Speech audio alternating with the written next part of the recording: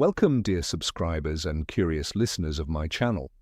Today we're diving into the oddities that slip through the magical veil of the Harry Potter story. Despite the charisma, courage and drama, there are moments in the books and films where logic seems to bow to the demands of the plot. Harry may not be the most powerful wizard in the world, and yet he triumphs in battles he realistically shouldn't survive. Why? Because he wears an impenetrable suit of plot armor. Let's take a closer look at the moments where this armor becomes most obvious. Enjoy watching. Number 1. Voldemort attacks at the end of the school year. What do almost all Harry Potter installments have in common? The big attack or climax happens near May or June. Convenient for the story, of course. The school year wraps up, the mystery resolves, and Harry heads off for summer. But from a villain's perspective, this is a terrible mistake. Voldemort is one of the most dangerous dark wizards of all time.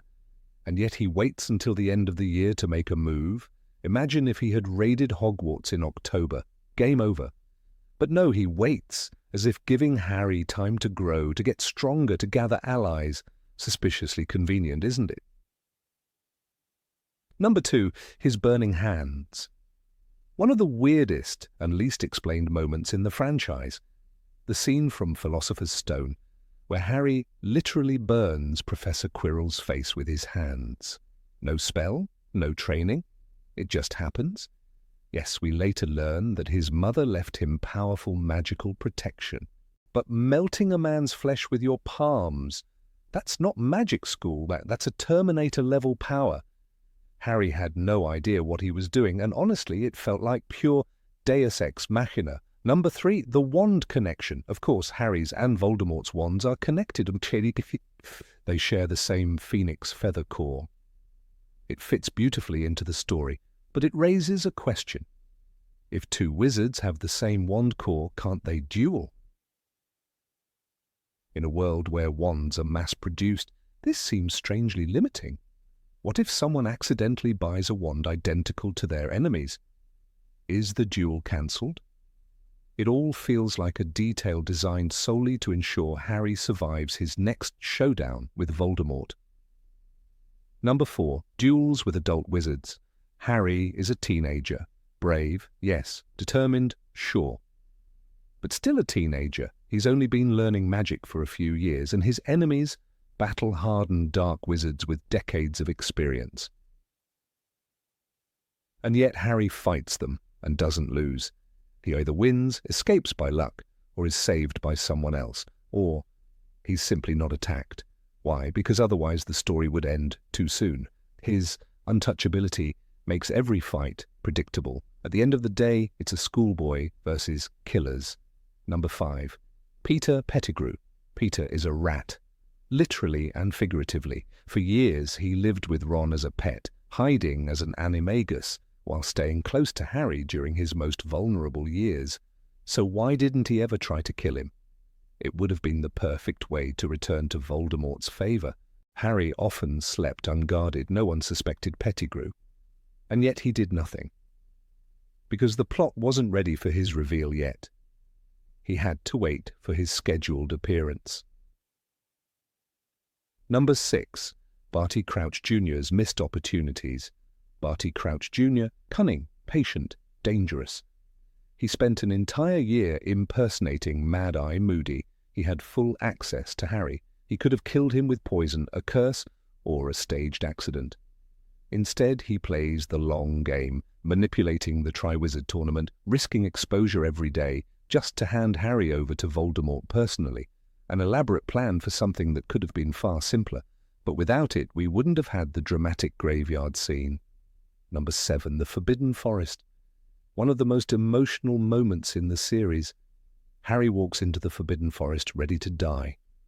He doesn't expect to survive. He's made peace with death.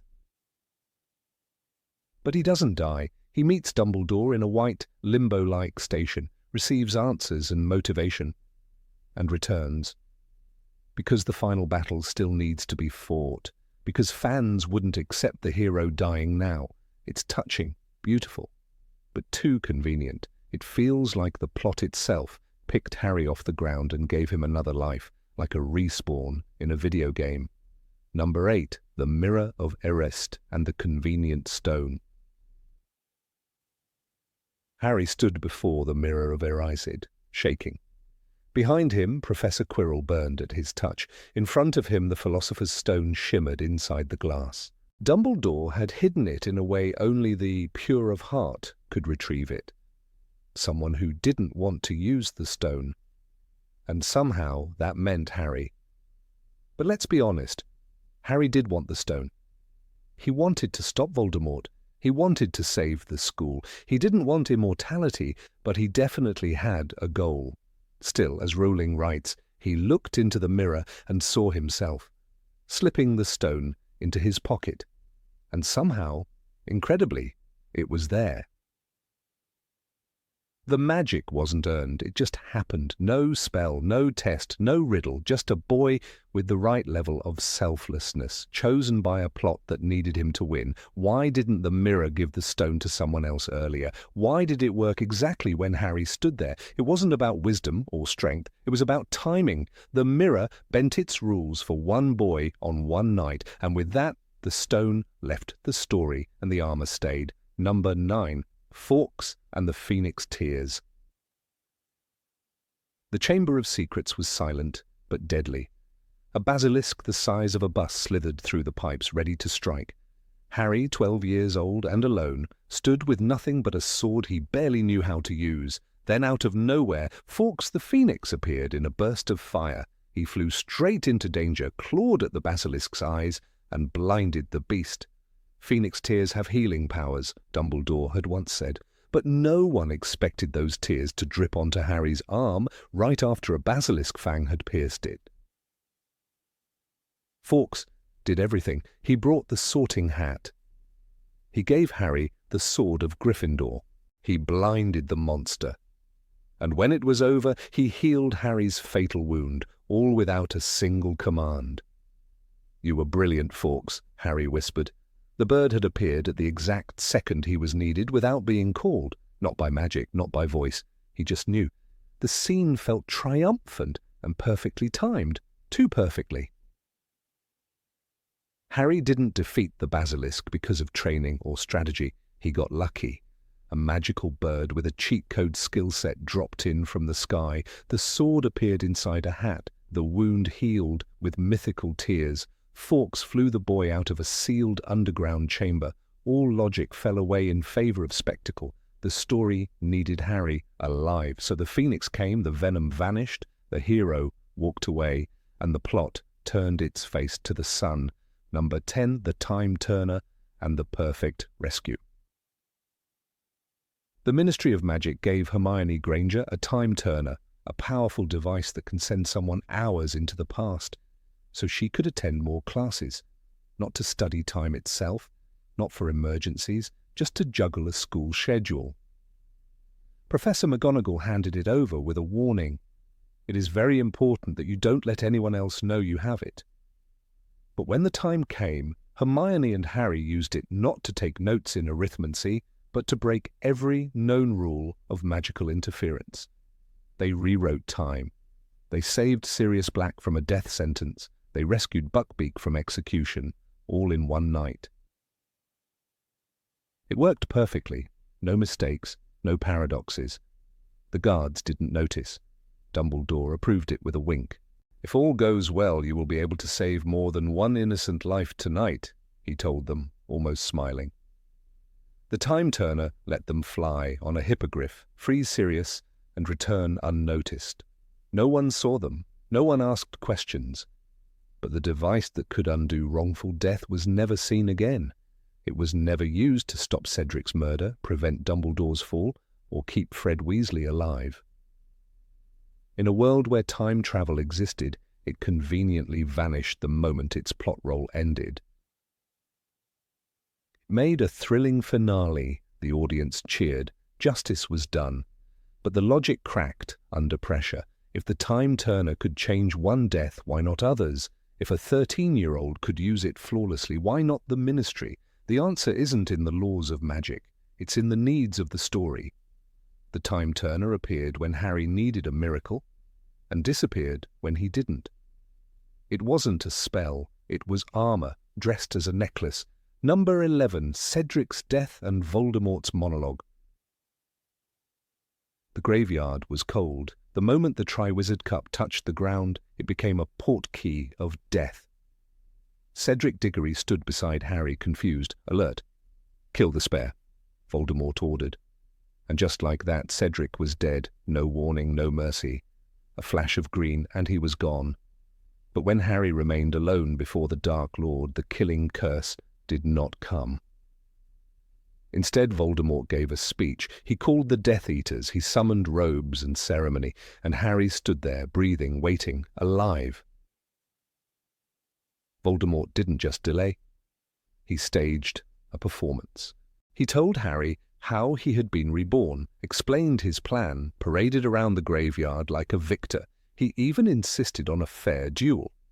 "We bow to each other, Harry," he said, and then waited. Why? This was the same man who had murdered a child in seconds, the same man who destroyed anyone who stood in his way. But Harry? He got special treatment, time to think, time to grab his wand, time to be saved. When the duel finally happened, something even stranger occurred. The twin cores of their wands reacted. Golden light burst between them. "Priori incantatum," whispered Dumbledore later. A rare effect, conveniently rare. Ghostly echoes of Voldemort's victims, Cedric, Bertha Jorkins, even Harry's parents, emerged from the wand and shielded Harry. Lily whispered, "When the connection is broken, we will linger for only moments, but we will give you time." And they did. Harry escaped in a blur of light, portkey in hand, body of Cedric beside him. Number 12, the Malfoy Manor Miracle Escape. Hermione was screaming. Bellatrix Lestrange held her wand to the girl's throat, cutting her with the word mudblood over and over in a voice trembling with rage. Downstairs, Harry and Ron were trapped, held by Wormtail and the other Death Eaters. Luna, Dean, and Ollivander sat helpless in the cellar. There was no plan, no backup, no time. "We're going to die here," Harry thought. And then, with a soft pop, came the voice. "Harry Potter, sir!" It was Dobby. The house elf stood shaking but brave, ready to act. He had arrived at the exact moment hope vanished. Not a minute sooner, not a second too late. But how did Dobby even know where to go? The books never explain it. Harry had asked Aberforth for help, yes, but there was no clear message, no tracking charm, no mirror signal that showed their location. And still, Dobby found the exact house, the exact floor, the exact room. He apparated into a place warded by dark spells and surrounded by Death Eaters, and somehow no one noticed until it was too late. "Dobby has come to rescue Harry Potter and his friends," he said. Just like that, rescue appeared out of thin air. The escape was chaos. Ron grabbed Hermione. Harry snatched Griphook. Lucius Malfoy shouted curses. Bellatrix threw a knife, but Dobby got them out. "Hold on to me tightly," he whispered. With one last pop, they were gone. The knife hit, but only after the mission was complete. It was tragic, yes. Dobby died a hero. But still, the moment was shaped by convenience. The entire plan rested on a miracle with no clear path, no logic, just narrative timing and a tearful goodbye on the beach. Harry didn't cast a spell. He didn't overpower the Malfoys. He didn't even escape on his own. The plot bent to save him. Dobby's rescue wasn't built on a trail of clues or clever foreshadowing. It was sudden salvation. One house elf acting with perfect timing against every magical rule already established.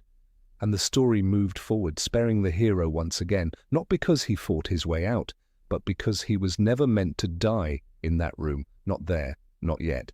Number 13, the lucky Expelliarmus. It was the final moment. Harry stood in the ruins of Hogwarts, surrounded by death, fire, and silence. Across from him, Lord Voldemort. No one else moved. All eyes were on the boy who lived and the monster who refused to die. Voldemort raised the Elder Wand. Harry raised his own. And then he did it again. Expelliarmus, the same schoolyard spell he'd been using since second year. No shield, no unforgivable curse, no complex counter-charm, just the same disarming charm. And somehow, impossibly, it worked. Voldemort used Avada Kedavra, a deadly curse, but his wand betrayed him. The Elder Wand refused to kill its true master. The spell rebounded. Voldemort's body collapsed in a whisper of robes. Tom Riddle hit the floor with a mundane finality, Rowling wrote. But what really killed him? Not skill, not overwhelming magic, just a strange twist of loyalty in a wand and a schoolboy's favourite spell. It wasn't a duel, it was a coin toss dressed as a battle. This wasn't the first time Expelliarmus saved Harry's life. In the graveyard with Voldemort, it caused the twin core effect. In the dueling club with Snape, it disarmed Draco Malfoy. It became Harry's signature move, but by the final book, it had turned into a kind of plot-proof vest. While everyone else was throwing curses meant to kill or maim, Harry kept using the one spell that never truly harmed anyone. And somehow, it kept working, repeatedly, conveniently, miraculously. Why didn't Voldemort block it? Why did the Elder Wand choose this moment to switch sides after serving him all this time? The answer lies not in wand lore, but in narrative protection.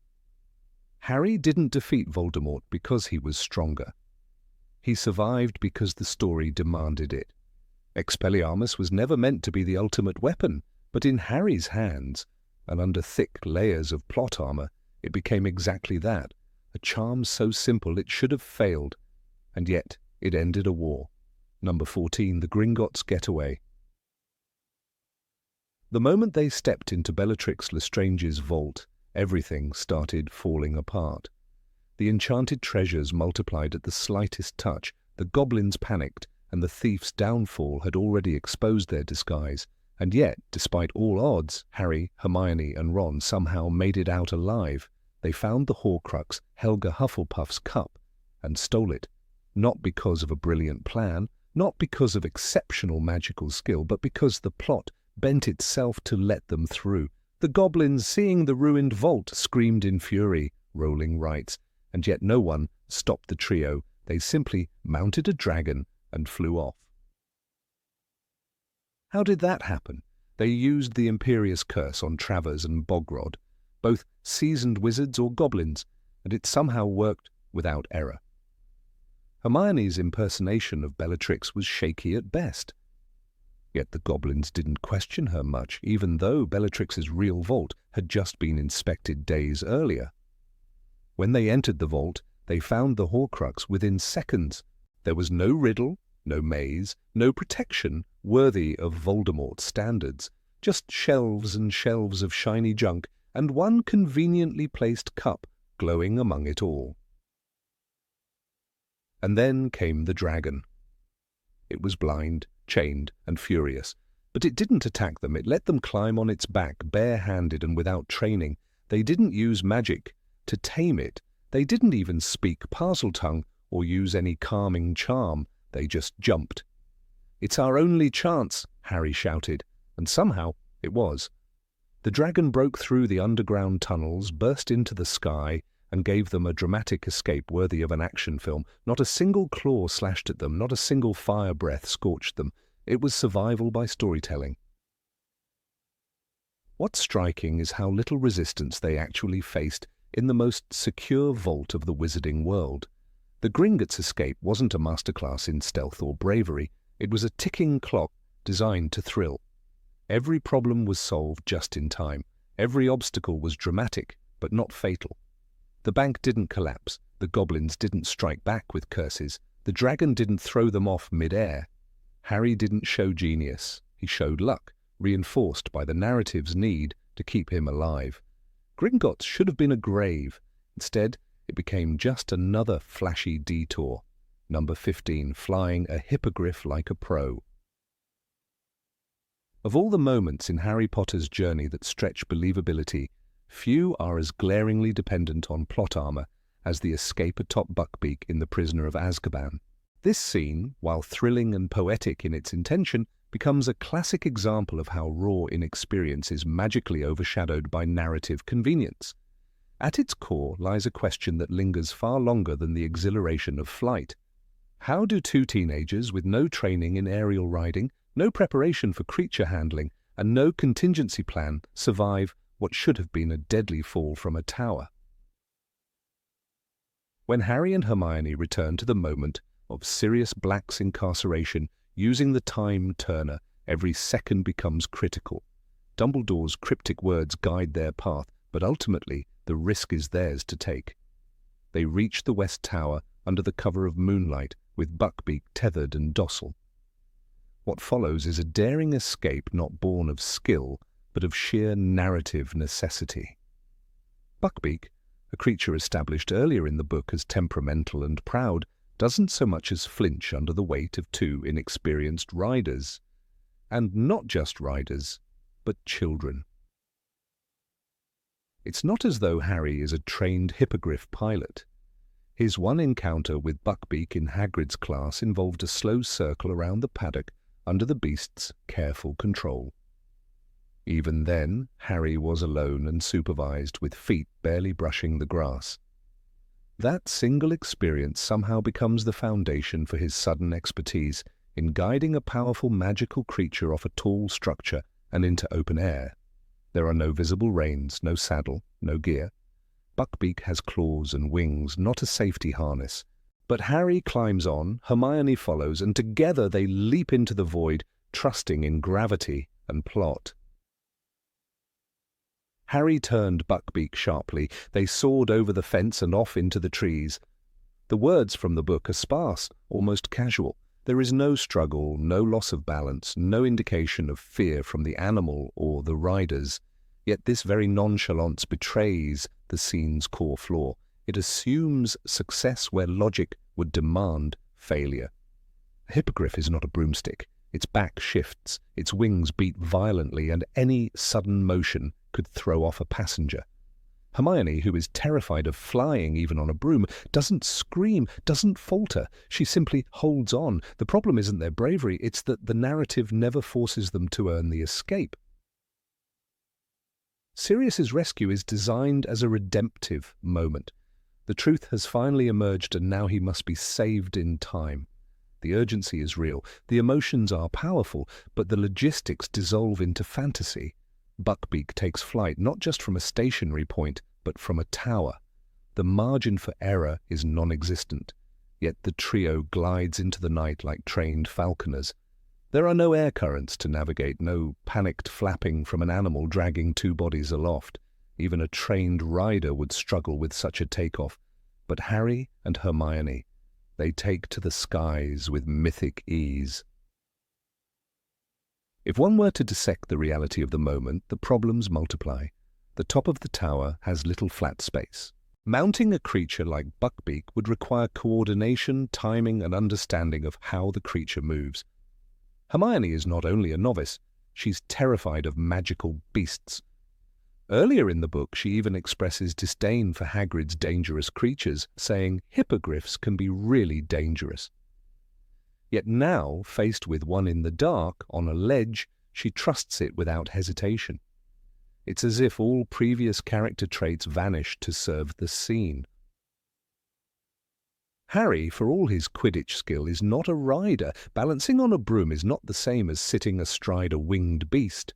Buckbeak, in theory, could have been startled, refused to fly, or dropped altitude too quickly. Any number of things could have gone wrong. But they don't.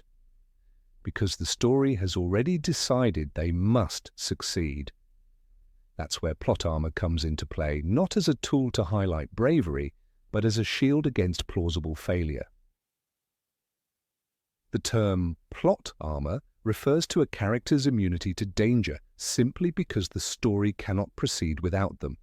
It's clearest in moments where logic suggests doom, yet the narrative demands survival. This escape is the epitome of that concept. Buckbeak's cooperation, the flawless takeoff, the effortless navigation across the Hogwarts grounds, all of it occurs without friction. There's no moment where the plan nearly fails. There's no sense of real peril, just the illusion of it.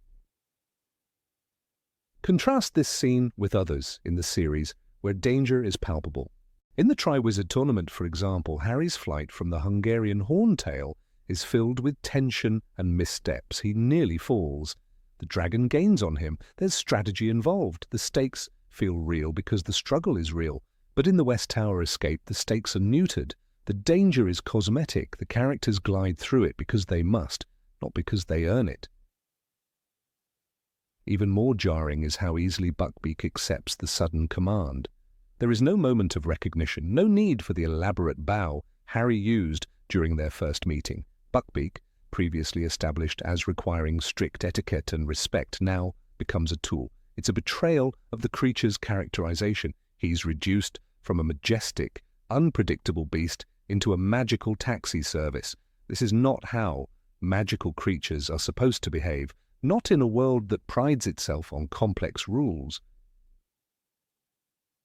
There's also the matter of physical stamina. A hippogriff bearing 2 passengers for an extended flight without warning or preparation should show strain.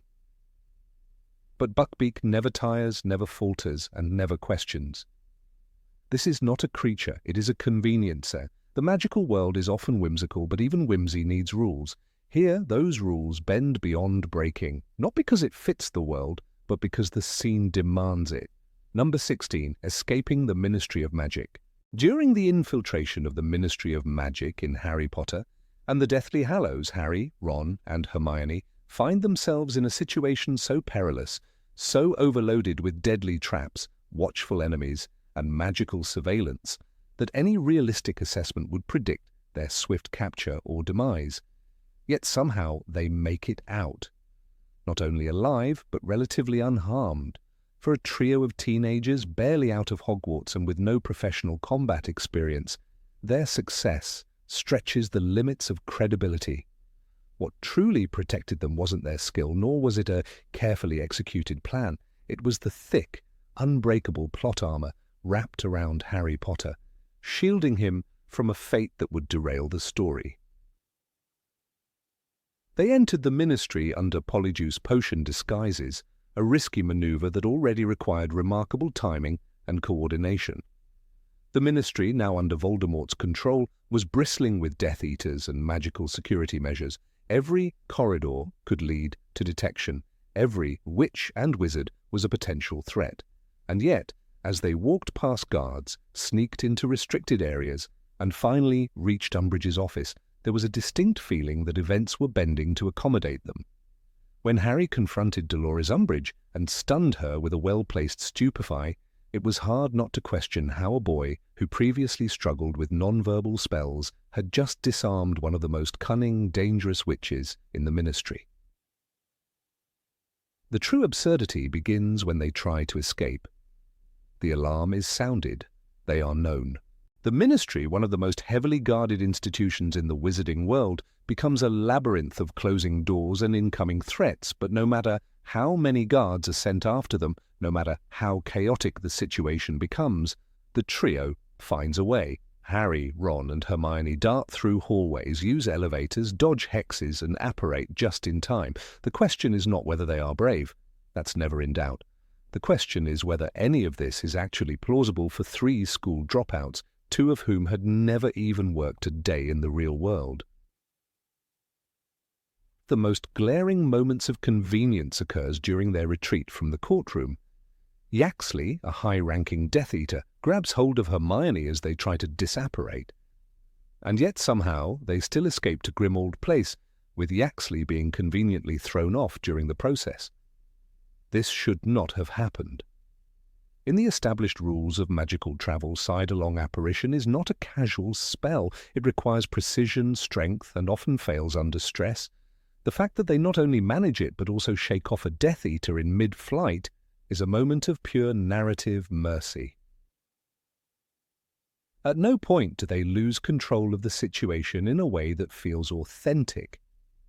Yes, Ron gets splinched, but it's a small price to pay for breaking into a totalitarian regime's headquarters. No one is killed.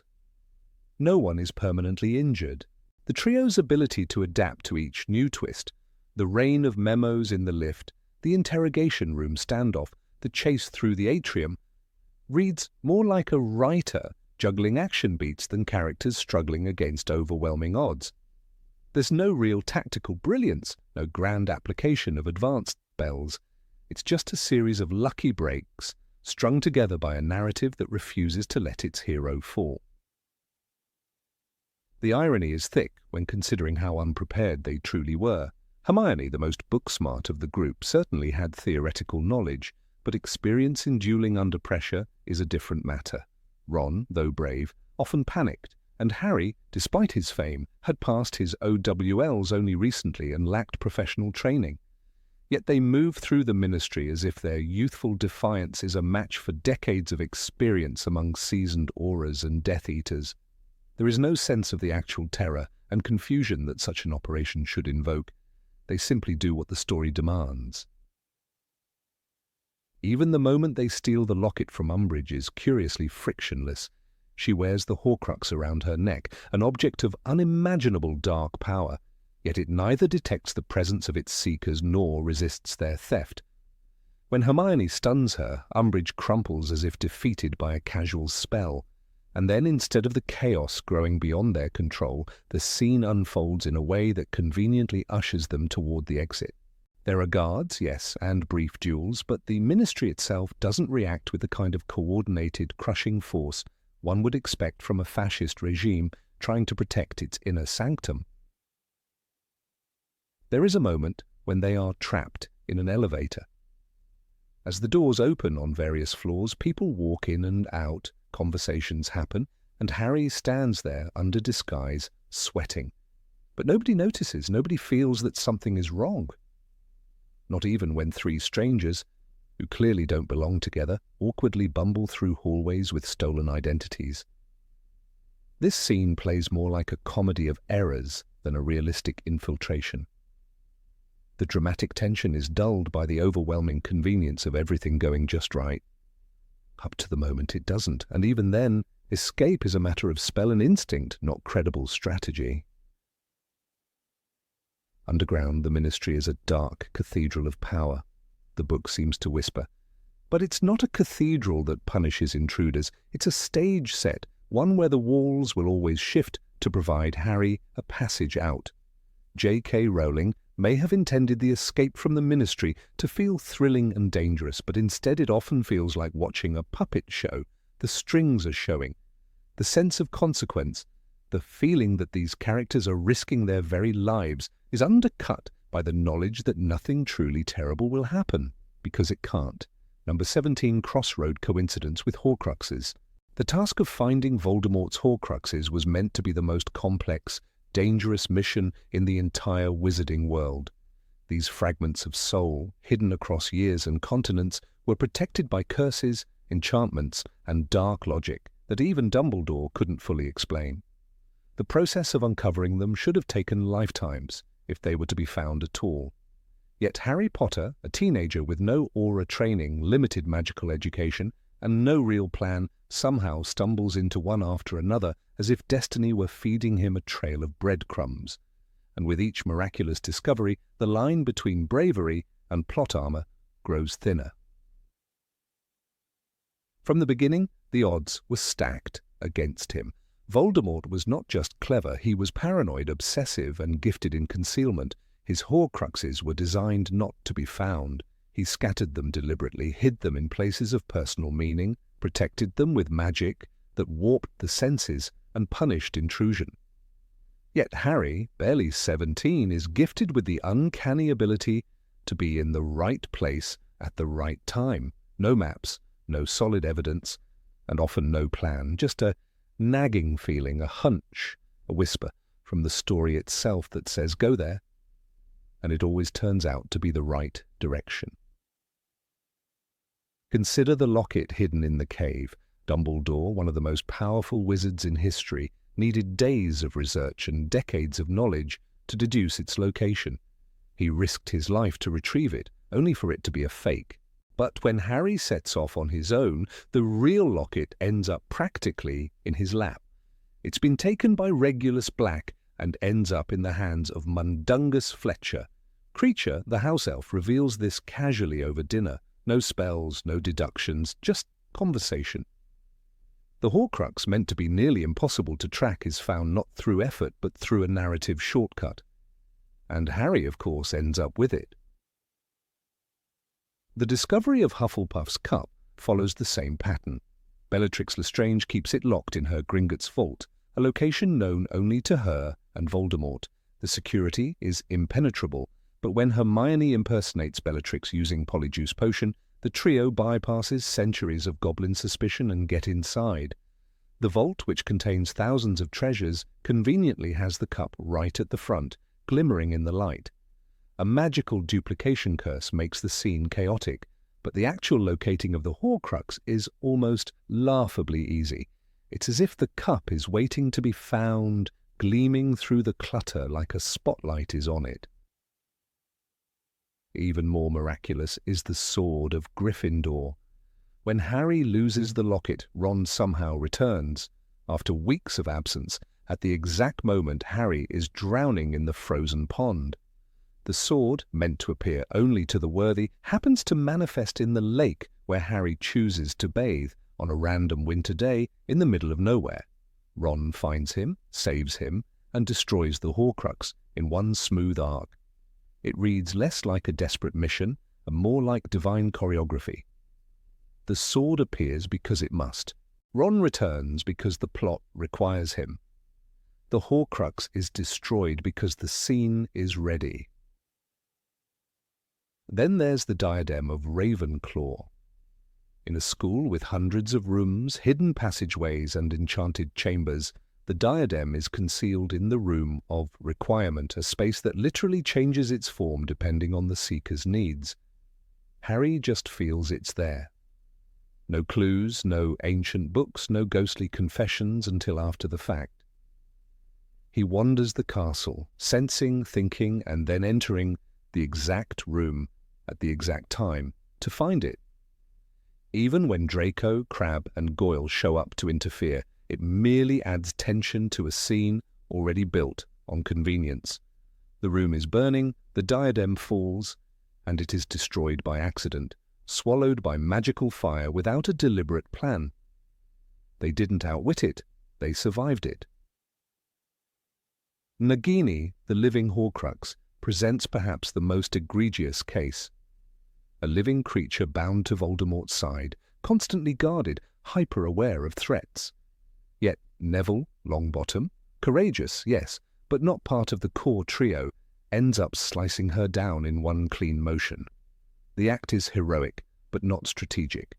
There's no grand scheme to isolate her, no careful trap. The opportunity appears as the battle reaches its climax, and Neville, as if plucked by fate, delivers the fatal blow. It's poetic, but it doesn't align with the impossible difficulty these Horcruxes were supposed to present. Even the diary from the second year now feels suspicious in hindsight. Harry finds it among moaning Myrtle's flooded bathroom memories, and it ends up in his hands with no warning. He writes in it. It responds. The entire unravelling of its mystery feels like a setup for the later Horcrux hunt, but in that moment, no one suspects its true nature. Dumbledore doesn't detect it. The professors remain oblivious. Only when Harry stabs it with a basilisk fang, again by chance, does its true identity come to light. This should have sparked an immediate investigation into what a Horcrux is, but it remains dormant knowledge until much later. A sign, perhaps, of the story protecting itself until the time is right. The resurrection stone, hidden inside the snitch, takes on another mystical tone. Dumbledore places it there with a riddle, assuming Harry will open it only when prepared to die. And of course, Harry does. The magical inscription reads, "I open at the close." It's dramatic, it's poetic, but it's also impossibly lucky. Harry doesn't test it, he doesn't study it. When he's emotionally ready, it opens. Inside is the final deathly hallow, not a Horcrux, but tied to Voldemort's story nonetheless. Another puzzle solved not through intellect, but by plot's guiding hand. Number 18, the graveyard escape. The graveyard was never meant to be a battleground. It was a trap meticulously prepared by Barty Crouch Jr., designed for one single outcome, the death of Harry Potter. The moment Harry touched the Triwizard Cup, he was hurled into the heart of Voldemort's resurrection, his fate seemingly sealed by forces far beyond his control. He landed next to the dead body of Cedric Diggory, wide-eyed and gasping in confusion. Within moments, he was tied, disarmed, and rendered completely powerless. Then came the rebirth. A grotesque ritual, bone of the father, flesh of the servant, blood of the enemy. Harry watched in horror as Lord Voldemort returned, alive and whole again. And from that moment, the story demanded a sacrifice. But the boy who lived did not die, he escaped. And how he escaped remains one of the most uncomfortable examples of narrative convenience in the entire series. There is no denying the overwhelming danger Harry found himself in, surrounded by Voldemort and a circle of devoted Death Eaters, Lucius Malfoy, Avery, Crabbe, Goyle, Nott, McNair, all of them experienced duelists, murderers, and loyalists. There were no allies here. Harry was alone, wandless for a time, weakened from blood loss and freshly tortured. After the duel began, he somehow survived the killing curse again, not because he dodged or blocked or conjured a brilliant defense, but because of a phenomenon almost mythological in its rarity, priori incantatem. The twin cores of his wand and Voldemort's met and locked. A golden thread connected them, suspending reality itself. The audience of Death Eaters stood silently as spectres of Voldemort's past murders emerged. The spirits of Cedric, Bertha Jorkins, Frank Bryce, and Harry's own parents formed a protective circle around him. This moment, tragic and beautiful, also feels undeniably tailored. Harry was handed a window of time, not through skill or cunning, but through the sheer fortune of wand compatibility. Even then, the absurdity is only beginning. As Harry is told by the ghost of Cedric to take his body back, he breaks the connection, sprints through the graveyard, dodges spells from at least a dozen adult wizards who supposedly pride themselves on precise and deadly aim, and somehow manages to reach Cedric's corpse and the Triwizard Cup. With one hand on the body and the other on the portkey, he vanishes, escaping cleanly. No spells block him, no one grabs him, no one even manages to disarm or stun him. It is a miraculous flight that defies logic and mocks the lethal efficiency these same Death Eaters later demonstrate in the series. It becomes even more implausible when considered in contrast with other scenes. During the battle at the Department of Mysteries, Death Eaters Corner 6 trained students with brutal force. In Half-Blood Prince, they infiltrate Hogwarts and assassinate a headmaster. In the final book, they place wards around entire buildings, prevent apparition, and trace underage magic with precision. But here, with the Dark Lord freshly reborn and the boy who lived within reach, they allow him to run a few dozen meters and disappear. Voldemort, who seconds earlier declared his intent to kill Harry personally, fails to react in time. This is not a failure of power, it is a failure of narrative necessity. The justification often provided centers on priori incantatem itself. The phenomenon stuns even Voldemort, who is unfamiliar with its effects. It is described in the Goblet of Fire. The golden thread remained unbroken, the connecting force not yet severed. While it's true that the effect is rare, it does not paralyze every wand wielder present. The Death Eaters stood watching, in reverent horror perhaps, but not under a spell, and once the connection was broken, there was nothing stopping them from acting. Yet they don't. It's as if time slows for Harry, allowing him to move through the scene unimpeded, protected not by his wand, but by the invisible hands of the author. This isn't a critique of Rowling's storytelling prowess. Her ability to stir emotion is unquestionable. The moment is filled with sorrow and tension, heightened by the emergence of James and Lily and the whispered encouragement they offer their son. But from a purely narrative perspective, it feels like the moment was written backward. The author needed Harry to escape. she created a rare, magical effect to buy him time. She summoned the dead to inspire him, and then she cleared his path. When you compare this with how magic typically operates in the series, the inconsistency becomes hard to ignore. Apparition is not possible without intent and focus. Portkeys require contact and permission. Yet Harry, under enormous stress and physical pain, manages to activate the portkey instantly. His timing is impeccable, his movement unhindered. For a boy who failed many spells in earlier chapters, who struggled with non-verbal magic and advanced defense, this flawless execution is suspect. There's also the question of why the Death Eaters didn't take the cup away once Harry was tied. They were preparing a ritual. They had hours, possibly more. Why leave a functioning portkey near the hostage? It's a massive oversight, unless viewed through the lens of narrative design. The cup had to remain, the exit had to exist. Otherwise, there was no story left to tell. The same Voldemort who created elaborate traps throughout the series, the diary in the Chamber of Secrets, the fake prophecy in the Department of Mysteries, the cursed necklace, suddenly becomes careless. He allows the boy who witnessed his resurrection, the only living soul who could warn the wizarding world, to slip away. His entire plan crumbles because no one thought to move an enchanted cup. What's even stranger is that Voldemort doesn't order the Death Eaters to chase after Harry immediately after his escape. There is no sense of urgency, no orders to track the portkey's destination, to send scouts to Hogwarts, or to secure the graveyard. It's as if the moment ends because the chapter ends. Time and consequence pause till the next convenient entry point in the plot. In many ways, this moment reveals the tension between plot progression and realism. The emotional stakes are perfectly tuned. The return of Voldemort is terrifying, the death of Cedric heart-wrenching, the reappearance of Harry's parents deeply moving. But the mechanics of Harry's escape unravel under scrutiny. The scene doesn't survive questions. It survives emotions. The tears in the reader's eyes make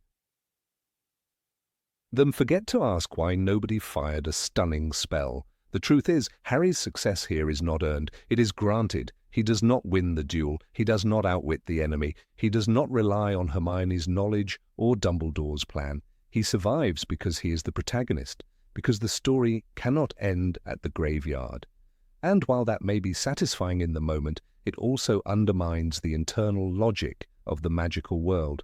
It suggests that when necessary, the universe will bend to Harry's favor, not through destiny or power, but through narrative obligation.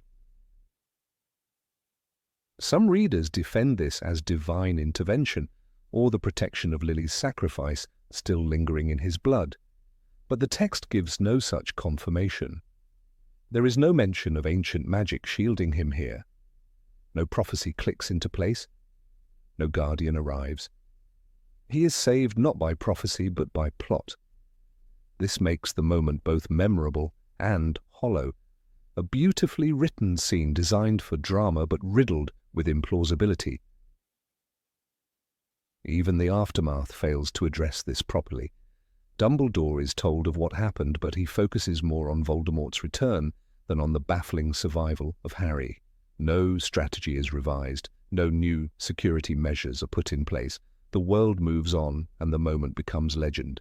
Yet within that legend lies a troubling gap, a sequence that suggests, however briefly, that the rules do not always apply. This is the essence of plot armor. The illusion that a character is in danger while the audience unconsciously knows he will survive. And when that survival hinges not on talent, sacrifice or growth, but on coincidence and inaction, it cheapens the threat. Voldemort becomes less frightening, the Death Eaters less competent, and Harry less heroic, because heroes, real heroes, earn their escape. They don't stumble into it. Number 19, underwater survival without preparation. Harry Potter's participation in the Triwizard Tournament has often been framed as a testament to his courage and resilience. But beneath the surface, quite literally, in the case of the second task, there are moments when survival comes not from preparation or magical brilliance, but from sheer narrative convenience. In the second challenge, Harry must retrieve something precious that has been taken from him, which in his case is Ron Weasley, held hostage by merpeople deep beneath the surface of the Black Lake. What should have been a lethal mission requiring advanced magical knowledge, careful planning, and physical endurance turns instead into a case study in what fans often call plot armor, a narrative shield that protects the protagonist from fatal consequences regardless of logic or preparation. The rules of the second task are clear. Each champion must descend into the lake and recover someone valuable to them within a 1-hour time limit. The waters are dark, cold, and infested with aggressive magical creatures like Grindylows and a colony of merpeople who do not take kindly to intruders. The challenge is not merely a test of swimming ability, but one of magical skill, specifically how a student manages to survive underwater for an extended period. Cedric Diggory uses the East Bubblehead charm. Fleur Delacour attempts to use a partial transfiguration spell, though it later fails. Victor Crumb successfully transfigures his head into that of a shark. Each of them approaches the task with a spell or strategy clearly prepared and practiced in advance.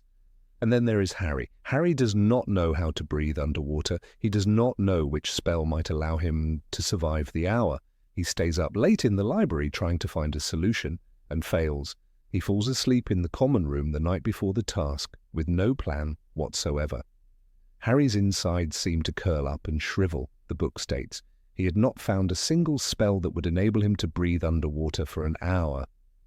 This is a 14-year-old boy who is about to dive into potentially deadly waters with no defense except determination and nerves. Any reasonable tournament organizer, especially considering the life-threatening conditions, should have verified that every champion had some viable plan, but no such check is ever described. Then at the last possible moment, in walks Dobby. The house elf wakes Harry shortly before the task and hands him gillyweed, an underwater plant that, when consumed, grants the ability to breathe underwater by growing gills and webbed hands and feet. Dobby says he overheard Professor Moody, actually Barty Crouch Jr., mentioning it and decided to help. The solution literally falls into Harry's hands minutes before he's expected to jump into the lake. It's convenient. Too convenient. It's the kind of dramatic, last-second rescue that works in fiction but raises eyebrows in any logical scenario. How is it that a house elf, not even a participant or official, provides the key to survival? Barty Crouch Jr., disguised as Moody, orchestrated this turn of events, we are told, as part of his plan to help Harry reach the end of the tournament. But this explanation raises another question. Why would the organizers, including professors and magical officials, allow such a hazardous task without confirming each student's safety measures? The tournament is supposedly monitored, and in theory the judges, Dumbledore, Barty Crouch Sr., Madame Maxime and Karkaroff, should be aware of the enormous risks involved. Yet none of them intervene, even as Harry shows up on the lakeshore, obviously ill-equipped. Even more absurd is how the gillyweed incident is brushed off afterward. Harry eats it, grows gills, and swims off, surprising everyone. But this was not part of a plan. It was a spontaneous, last-ditch effort made possible only by external intervention. He never researched gillyweed himself. He didn't consult Professor Sprout or Madame Pomfrey or anyone who might advise him. He didn't even know gillyweed existed in a useful form until it was placed directly in his hands. This isn't a display of magical genius or bravery. It's narrative intervention designed to keep the main character alive, regardless of the plot's internal logic. The book says Harry's heart was hammering so hard it seemed impossible that nobody could hear him, but he was sure he had heard Dobby correctly. Gillyweed, that was what he needed, and just like that, Harry is saved. The word needed here is telling, not earned, not discovered, but needed. The plot demanded Harry live, so a method was supplied. This isn't to say that Harry lacks courage. Swimming into deep waters filled with unknown threats still requires immense bravery. But bravery without preparation is often fatal, unless, of course, you're wearing the narrative equivalent of an invisibility cloak, plot armor. There's also the matter of how other champions treat the task. They use carefully selected and rehearsed spells. Krumm's Sharkhead Transfiguration is a particularly advanced piece of magic for a student, and Cedric's Bubblehead Charm is practical and effective. Even Fleur, though ultimately unsuccessful in rescuing her sister, had some form of magical preparation. Only Harry plunges into the task, essentially blind. Yet he not only completes the challenge, but goes beyond it, trying to save more than just Ron. He couldn't leave the others, the book tells us, showing Harry's sense of morality. But again, his decision to linger could have gotten him killed. It's noble, but reckless, and it's only through the grace of the story itself that he survives. This is not the first time Harry survives thanks to external assistance rather than his own ability. From the intervention of Fawkes the Phoenix in the Chamber of Secrets to the spontaneous burning of Quirrell's hands in the Philosopher's Stone, his life is repeatedly saved by coincidences or outside forces. The lake scene continues this trend. No one asks why a deadly trial designed to test a wizard's competence can be passed through sheer luck and the charity of a house elf. No one questions how a student with no viable strategy is allowed to begin the task at all. This silence, this lack of scrutiny, is the very essence of plot armor. Harry receives high marks for moral character rather than magical skill. The judges commend him for trying to save everyone, even though he finishes last in timing. This sends an odd message. Competence is secondary to being likable. In real competitions, or dangerous real-life situations, intentions alone don't save lives. A failed spell or lack of oxygen would have killed him, regardless of how noble his motives were. But the story bends to protect him. Even the merpeople, who are supposed to guard the hostages, mysteriously let Harry take more than his own. Their stoic nature and strict rules vanish in the face of narrative necessity. The entire setup also contradicts the supposed danger of the Tri-Wizard tournament.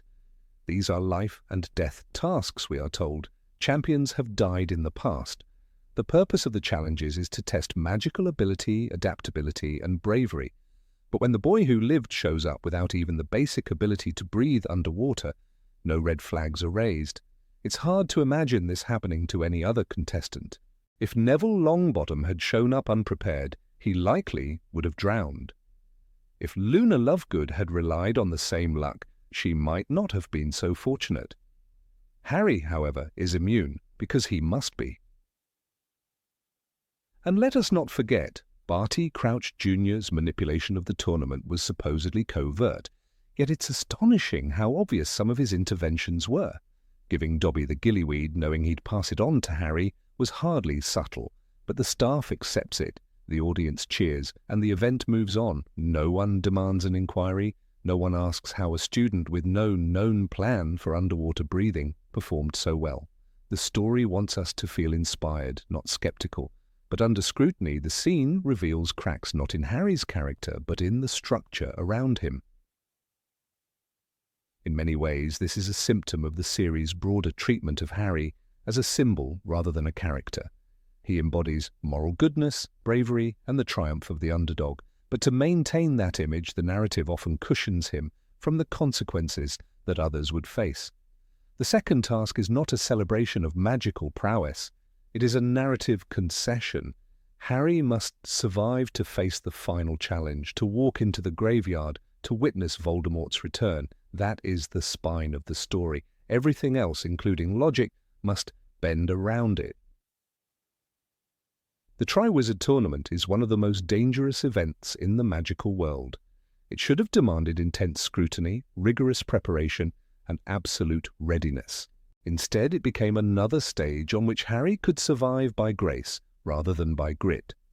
The gillyweed was not a reward for problem-solving. It was a lifeline dropped into his hands because the story could not afford to let him fail. And so Harry Potter, once again, swims safely through peril not by spellcraft, but by the buoyancy of plot armor. Number 20. Teenagers versus Death Eaters in the Ministry. In the silent, eerie corridors of the Department of Mysteries, 6 teenagers stepped into the lion's den, unknowingly outmatched in every conceivable way. Harry Potter, still reeling from the haunting vision of Sirius Black in danger, had dragged his friends into a war zone disguised as a rescue mission. What should have been a decisive and brutal defeat for the young wizards turned into something far more unlikely: survival against the most dangerous killers Lord Voldemort had to offer. And yet, somehow, they endured. Not through mastery of spells or tactical superiority, but through something far less grounded in logic, plot armor that defied the rules the wizarding world had established.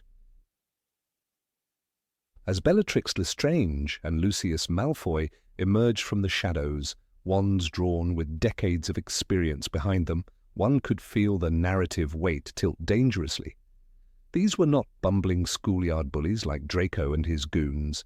These were assassins, torturers, duelists who had survived battles against Auras and Order members alike. The idea that teenagers, some of whom, like Luna Lovegood and Neville Longbottom, were barely known for excelling in defense against the dark arts, could go head-to-head with such foes is, frankly, staggering. Harry himself was only 15, fresh off his owls and known more for surviving than for spellcraft. And yet the story propels them forward, unscathed far longer than is remotely plausible. It begins with a clever escape, smashing orbs in the Hall of Prophecies and diving behind shelves. Harry and his friends use the terrain wisely, but from the moment the duels start, the suspension of disbelief begins to stretch thin. Ginny Weasley shatters her ankle and still manages to keep moving. Ron Weasley is cursed and starts acting as if he's drunk, bumbling his way through the fight. And Neville, poor Neville, breaks his nose, struggles to speak through the pain, yet stays in the fight. These children were thrown against killers, and their injuries are either non-lethal or played off as comedic. It's a wonder they weren't all dead within minutes. Hermione Granger's fate stands as the most brutally realistic, and perhaps that's why it lingers so painfully. She's hit with a curse by Antonin Dolohov, silent, vicious, and nearly fatal. The book tells us Hermione had been hit. She lay sprawled across the floor, her eyes closed, her face bloodless. This moment is one of the few where the horror breaks through the armor. Dolohov is not just any Death Eater. He is a known killer, imprisoned for murdering wizards and witches during the First Wizarding War. The only reason Hermione survives, according to the narrative, is that Dolohov doesn't say the incantation aloud, an odd technicality. Given the frequency with which Death Eaters seem to kill silently, it feels less like strategy and more like mercy from the author. Throughout the battle, Harry somehow remains untouched by any real damage. His spells aren't especially advanced. He relies heavily on stunning spells and disarming charms, but time and again, they land. The fact that he's able to duel Lucius Malfoy even briefly, without being instantly incapacitated, is at best improbable. Malfoy isn't just an aristocratic politician, he's a trained killer and an experienced wizard. That Harry walks out of that confrontation without so much as a gash seems less like skill and more like narrative favoritism. The stakes are high, but they only graze him. The fight in the brain room is another example where consequences are muted. Ron is attacked by sentient brains and rendered unconscious, but even this is played as comic relief. He mutters nonsense and giggles uncontrollably, as if madness is a joke. This moment could have been a psychological turning point, a reminder of how dangerous magic can be. Instead, Ron recovers off-page, like he'd merely had a bad dream. There's no lasting trauma, no scars, mental or physical, to suggest that he'd just tangled with a magical entity designed to destroy thoughts.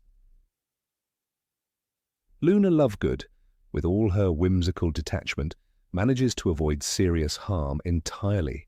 It's never explained how she, a 4th year, with little-known dueling prowess, manages to hold off Death Eaters while dodging killing curses. There are mentions of her throwing spells, helping others up, but her role in the fight is shockingly bloodless. One might argue that her agility or unpredictability helps her survive, but there's a fine line between clever writing and improbable immunity. Luna walks away with barely a scratch. The battle only turns realistic again when Sirius Black arrives with the Order of the Phoenix, and it is only then, when adult wizards enter the fray, that the tone shifts back to lethal. Sirius duels with elegance and ferocity, but even he is not safe. Bellatrix's killing curse hits him with devastating finality, and he falls through the veil. This death is meant to be the price paid for the children's recklessness, but the equation still doesn't balance. 6 teenagers walk into a fight with 13 Death Eaters and suffer 1 critical injury and 1 tragic loss. Sirius, the adult who shouldn't have had to die for their mistake. What makes this situation so troubling is that the world Rowling crafted is one where magic is dangerous, unpredictable, and often lethal. From the first book onward, we are shown that even a simple backfiring wand can result in physical horror. So when Harry and his friends survive an ambush designed to retrieve a prophecy, an artifact Voldemort desperately wants, it becomes harder to buy the idea that they were simply brave or resourceful. They were protected not by shields of their own making, but by the invisible hand of narrative necessity. Even the arrival of Dumbledore, who finally restores balance to the power dynamics, doesn't erase the implausibility of the teens' endurance. Dumbledore defeats the Death Eaters, contains the chaos, and confronts Voldemort. This is the duel the readers were waiting for, 2 titans clashing with magic far beyond anything Harry could dream of. Their battle confirms what we suspected all along. Harry isn't ready, he never was, and yet he survives again, this time only because Dumbledore arrives in time to save him. Voldemort, frustrated, tries to possess Harry, hoping to kill him from within. But Harry's ability to love drives the Dark Lord out. It's a poetic moment, thematically rich and emotionally resonant, but it also diverts attention from the question the narrative refuses to answer. How did Harry survive so much when others would have fallen? Was it destiny? Or was it the author's hand, shielding him from the reality she had so carefully constructed? The aftermath at St. Mungo's reveals the damage, but only in vague outlines. Hermione is recovering. Ron is recovering. Even Neville, whose face was bloodied and broken, will live. But none of it feels permanent. They have gone to war, but return as if from a scuffle. There are no funerals for students, no eulogies for fallen children. The war came to the youngest members of Dumbledore's army, but it left them almost untouched. The Order of the Phoenix tries to frame this as the moment the war truly begins. And maybe it is, but the cost is oddly light. In a book that shows us Cedric Diggory falling dead from a simple killing curse, Kill the Spare, we are expected to believe that 6 young wizards could be targeted by far worse and walk away. It's as if the rules changed the moment Harry stepped into the Ministry. There is power in protecting your protagonist. After all, the series is not called The Rise of Voldemort or The Lives of the Order. But when that protection becomes too obvious, it weakens the foundation of the story. The wizarding world is no longer dangerous, no longer real. It becomes a stage where death plays favorites and wounds heal when the spotlight dims. In the end, what should have been a massacre is rewritten as a triumph of youthful resistance. Harry is hailed for his bravery, not questioned for his recklessness. The others are praised for their loyalty, not pitied for being pawns in a deadly game. The Death Eaters flee, their mission failed, and the prophecy is shattered. But the larger truth remains: Harry didn't win that night. He survived because the story required it. And while survival is admirable, it rings hollow when earned not through growth or mastery, but through the silent mercy of an invincible script. Number 21, Umbridge's selective incompetence. Dolores Umbridge was never a careless woman. With her tight curls, pink cardigans, and kitten-covered plaits, she masked a dangerous intensity, one that clung to rules like a vice.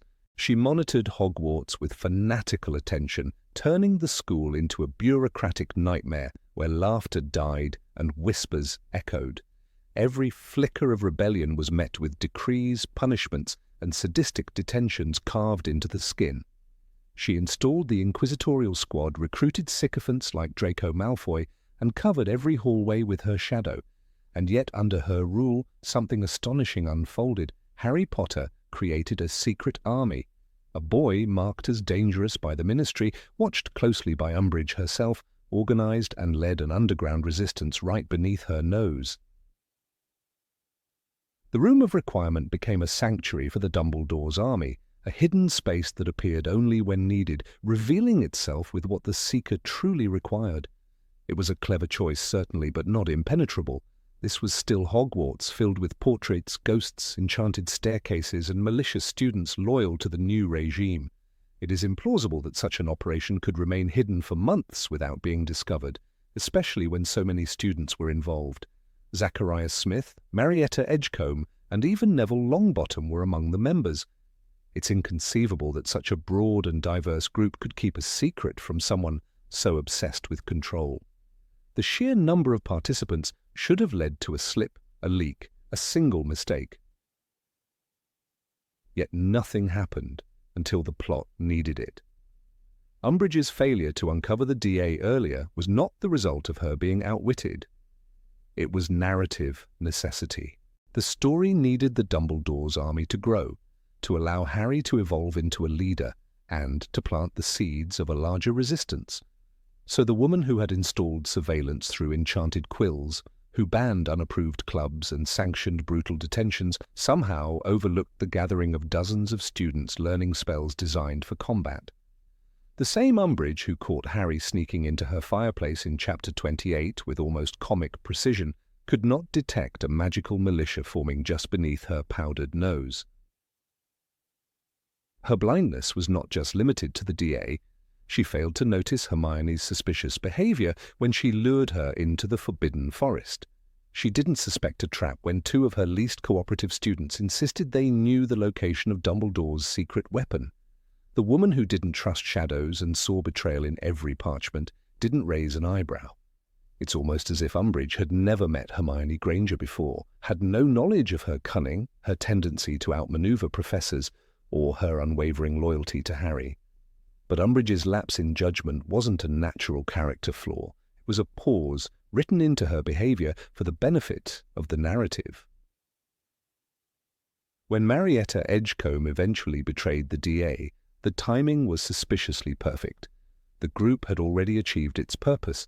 They had trained, they had bonded, and Harry had stepped into the role of a teacher. The betrayal came not at the start, when the DA was most vulnerable, but only once its symbolic power had cemented. It was only then that Umbridge could pounce, leading to the iconic line, "Dumbledore's army, is it?" Her smirk that day masked the fact that she had failed completely. She didn't uncover the DA, she simply reaped the benefits of someone else's leak at the very last moment the plot would allow. Even more curiously, Umbridge's methods seemed to fail only when aimed at Harry. When Fred and George Weasley orchestrated their fireworks rebellion, it caused chaos, but it was understood as a final hurrah. When Harry stepped out of line, she tried to punish him, but her actions were always countered by convenient escapes or sudden allies. During one detention it was McGonagall who swooped in. During another confrontation it was a centaur. Always someone, something, interfered. The rules bent not just around Harry but for him.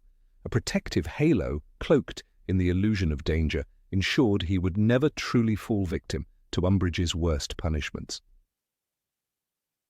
The Room of Requirement itself bent to the needs of Harry's mission. An object so plot-convenient it becomes more of a narrative character than a magical device. According to Harry Potter and the Order of the Phoenix, the door had melted back into the wall, making it vanish completely from the eyes of any intruders. But would such a room not draw attention eventually? With so many students disappearing for hours, returning with newfound magical skills, someone would have noticed. Even Filch, who had an unnatural knack for sniffing out mischief, never uncovered its secret. The inquisitorial squad patrolled with fervour, but they never stumbled upon so much as a whisper. The truth is that the DA succeeded not because of brilliance, but because of permission. The narrative required them to exist as a beacon of hope. They were necessary to show that the Ministry's lies could be resisted, that Hogwarts had not lost all its magic.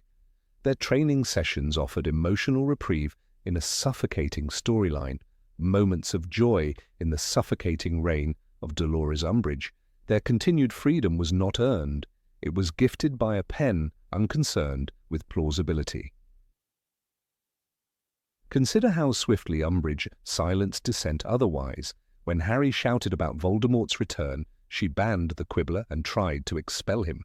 When Trelawney became an obstacle, she sacked her without hesitation. She had no moral restraint, no hesitancy in using power, yet she allowed Dumbledore's army to meet, train, and thrive. She ignored the sudden popularity of Harry among students who had once doubted him. She missed the clues, the whispers, the bruises from dueling spells, the changed behaviour of known DA members, not because she was inept, but because the story required her to be. Even Snape, who often played the reluctant observer, did not interfere. As potions master, he could easily have deduced that Harry was up to something, especially when he provided occlumency lessons. But he too stayed conveniently ignorant. In a school where secrets were currency and gossip spread faster than fire, the DA somehow remained hidden for months. The secrecy was never natural. It was cultivated by a storyline that needed its protagonists unbothered for just long enough. When Umbridge finally did act, dragging Harry into her office, it was less a moment of triumph and more a theatrical finale. She used Veritaserum, she called for Snape, and she threatened the Cruciatus Curse. But by then, the DA's legacy was cemented. Harry had already been transformed. Ron had found his courage. Neville had learned to duel. It wasn't a loss, it was closure. The audience wasn't meant to believe Umbridge had won. They were meant to cheer when the centaurs dragged her into the woods, punishment for a villain who had served her narrative purpose. The illusion of threat remained consistent. The story wanted readers to believe Harry was constantly in danger, constantly on the verge of being caught. But in truth, the protective bubble never burst. The author allowed tension but not consequence. Umbridge's blinding wasn't an error in character, it was a conscious decision to suspend realism in favour of symbolism. She was the face of corrupt authority, not a genuine adversary. Her job was to push Harry, not stop him. Her oversight was built in, a calculated flaw that made the resistance seem heroic without ever being endangered. The most glaring contradiction lies in her known paranoia. Dolores Umbridge was not casual in her tyranny. She monitored all communication, installed new rules daily, and held the school hostage. Yet she didn't suspect a group literally named Dumbledore's army. The name alone was a provocation, a challenge to her very role. And it was not coded, it was written on the parchment. When she finally saw the list, she was stunned not by the betrayal, but by the evidence. She had never thought to look for it before, because the plot didn't want her to. In the end, Umbridge's failure was not hers alone. It was a collective decision by the world of Harry Potter to ensure that heroism could blossom in a controlled environment. The DA could rise because the story needed them. They could fight because the villain stepped aside, momentarily blinded by the ink of storytelling. The armour around Harry Potter was not of spells or shields. It was woven from pages, crafted with intention, and impervious to logic as long as the narrative willed it so. Number 22, sneaking into occupied Hogwarts. Harry Potter's return to Hogwarts in the final book is one of the most crucial moments in the entire series. Yet, if one steps back and analyses how he managed to infiltrate the most heavily patrolled magical institution in Britain, questions begin to rise. The school is no longer a place of learning, it has become a fortress. Death Eaters roam the corridors, the Carrows enforce brutal punishment, and Dementors hover near the boundaries. This isn't the Hogwarts Harry once knew. It is a place of fear, surveillance, and darkness. And still somehow Harry not only manages to enter, but he does so with barely any preparation and with suspiciously well-timed assistance. It becomes difficult not to see this as a moment where plot armor, not talent, not cunning, carries the weight. By this point in the story, Harry is being hunted. He has broken into the Ministry of Magic. He has escaped Gringotts on the back of a dragon. His name is likely on every wanted list, and his scar makes him a magical beacon for Voldemort. The idea that he can just stroll back into the most dangerous school in the country without being instantly discovered is, at best, improbable. He doesn't know the full layout of the castle's new security. He doesn't have any updated intelligence. He doesn't even know where most of the Order of the Phoenix members are, and yet he manages to appear inside the Room of Requirement, the one place immune to detection, with breathtaking ease. Harry's return to Hogwarts begins in Hogsmeade, where, after a narrow escape from Death Eaters thanks to a charm cast by Aberforth Dumbledore, he is led into the school through a secret tunnel behind a portrait. This tunnel, we are told, was previously unknown even to the Marauders. Aberforth provides guidance, a safe passage, and just enough cryptic wisdom to make the scene feel dramatic. But there is a problem here. The entire premise of the series has shown us that Hogwarts is an ancient castle with very few secrets left untouched, especially by figures like Dumbledore, Snape, or the Carrows. That such a critical access point exists, unguarded, unwatched, unmentioned, until the final chapters, stretches credibility beyond its limit. Even more troubling is the way the Room of Requirement is used as an underground sanctuary. It's been doing that ever since the Carrows were stationed in the school, Neville tells Harry. It's become a sort of headquarters for anyone who's putting up a bit of a fight. This sounds inspiring until one remembers that the room responds to need. A need for a toilet creates one. A need for a hidden place to hide something creates another. That it can simultaneously provide a hideout for dozens of students, store food, create bedding, and remain undetectable by experienced dark wizards pushes the magical logic to its breaking point.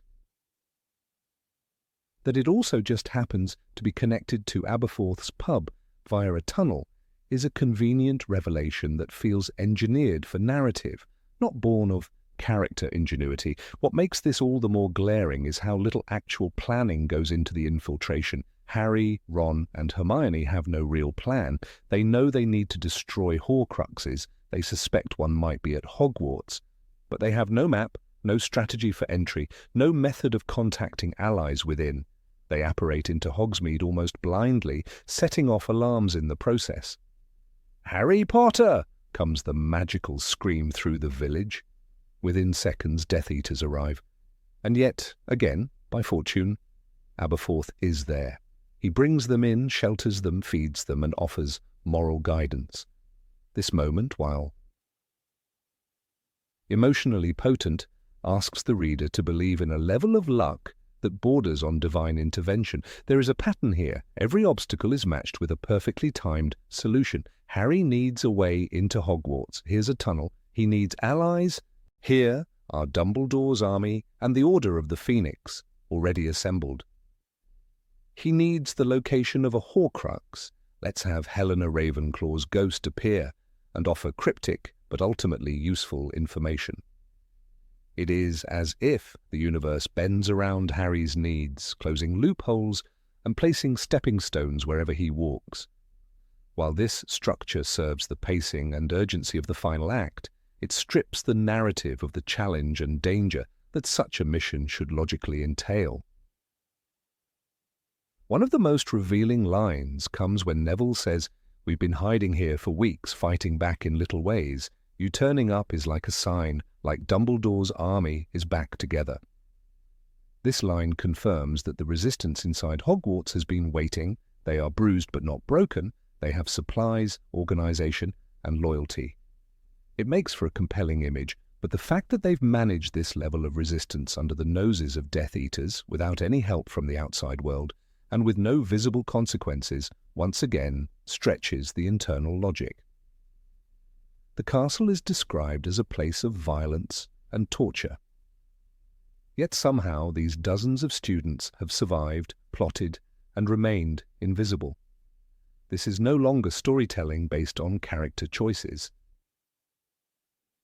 It is scaffolding built around Harry's safe arrival. Nowhere is this clearer than in the way the final battle is allowed to unfold. Voldemort, who has proven himself paranoid, ruthless, and deeply aware of magical threats, is nowhere near the room when Harry arrives.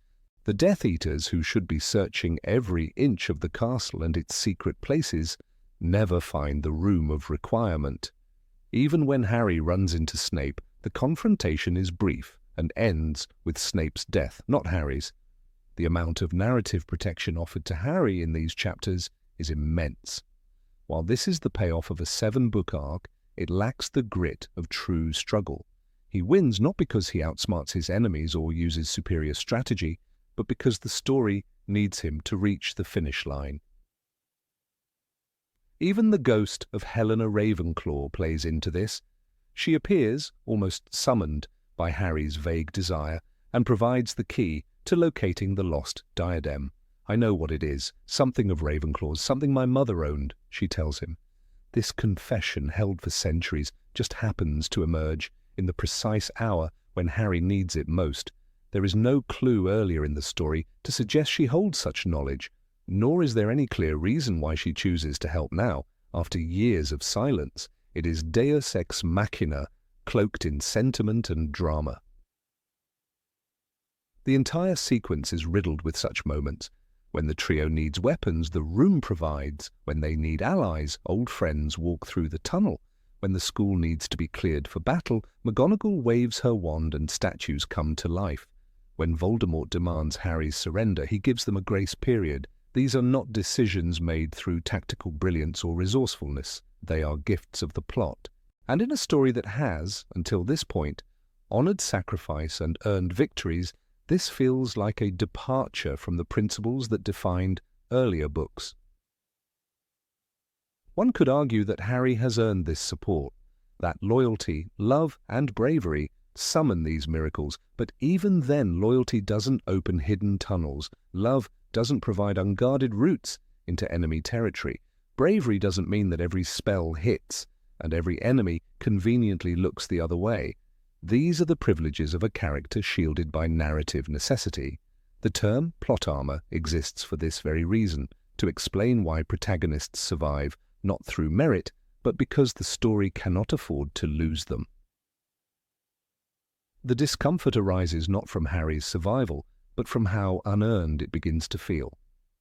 The boy who once snuck into the restricted section under an invisibility cloak, who brewed Polyjuice Potion with painstaking detail, who researched Nicholas Flamel in dusty tomes, is now walking through danger with near-divine guidance. The thrill of cleverness, the tension of high-stakes improvisation, is replaced with predictability. The story no longer asks, will he survive, but how will the plot allow him to win this time? In a narrative where characters like Dobby die saving others, where Fred's death shocks with its sudden cruelty, and where Snape's entire life is revealed to be one long, agonizing sacrifice, Harry's protected journey feels too smooth. He doesn't stumble. He doesn't bleed. He doesn't lose in the way real heroes often must. His emotional pain is present, but the logistical dangers that surround him dissolve as soon as they threaten his progress. He is a passenger in a story designed to carry him, not a warrior carving his path through the dark. In the end, the infiltration of Hogwarts is less a mission and more a rite of passage. It is a ceremony orchestrated by the author to place all pieces on the board. Allies reunite. Enemies reveal themselves. Secrets come to light. And Harry moves through it all like a chosen figure of prophecy, not because he is ready, but because the story demands his presence. It is dramatic, powerful, and unforgettable, but it is also padded, convenient, and immune to failure. It is not that Harry shouldn't win, it's that he never truly faces the possibility of losing, not in this moment, not inside Hogwarts, not while the plot has his back.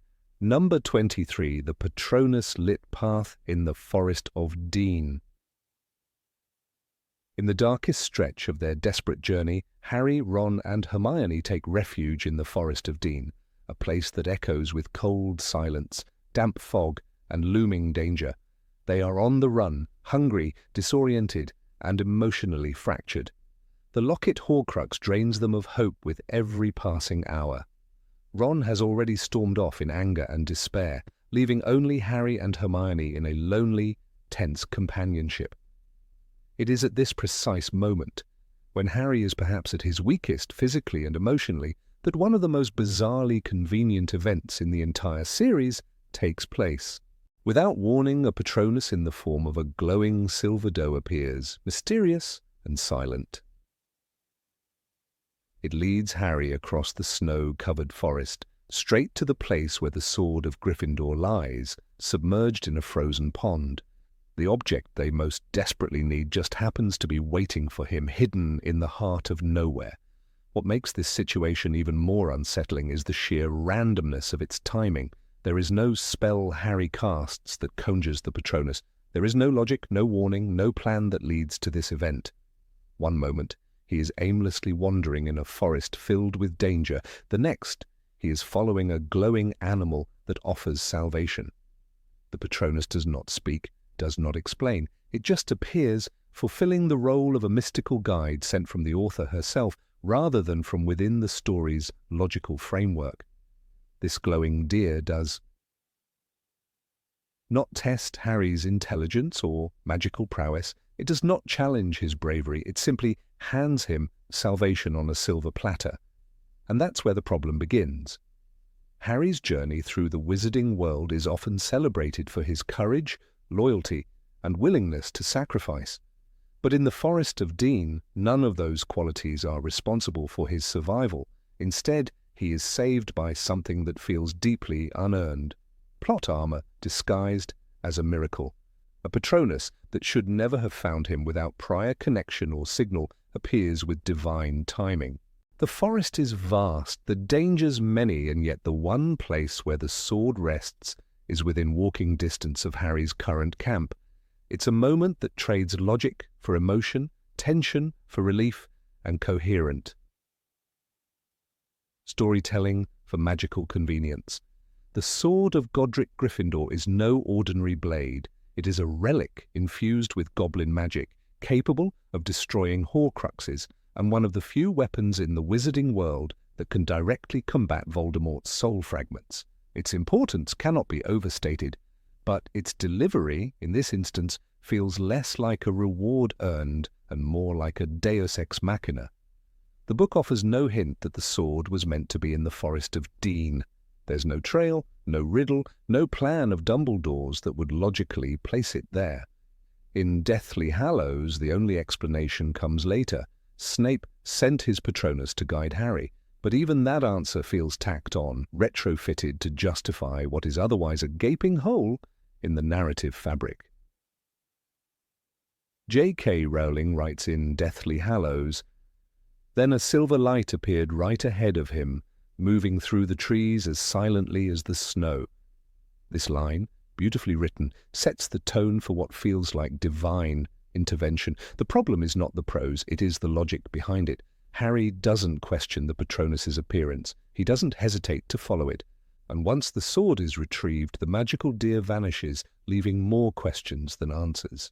It's a moment that asks the reader to suspend disbelief entirely, to embrace the magic without reason, to accept that Harry is being watched over by forces that cannot be explained. Contrast this with other times Harry earns his victories. In Chamber of Secrets, he defeats the basilisk by using bravery and quick thinking. In Prisoner of Azkaban, he saves himself and Sirius Black using a Patronus he learns to conjure with hard work and discipline. But in the Forest of Dean, he does nothing but follow a magical deer. There is no challenge to overcome, no mystery to solve, no spell to master. He does not grow, he does not change, he merely receives. And that passive reception of aid feels inconsistent with the Harry we are meant to admire. Even Snape's involvement, which is later revealed, does not fully resolve the awkwardness of the situation. Snape sends the sword to Harry because Dumbledore asked him to. He places it in the pond and conjures the Patronus to guide Harry there. But how could Snape have known Harry's exact location in a magically protected forest? The trio is under the protective enchantments of Hermione's spells. The narrative offers no explanation for how Snape overcomes them. The justification that he's just that good is too weak when dealing with characters who have been paranoid about being found by Voldemort's followers.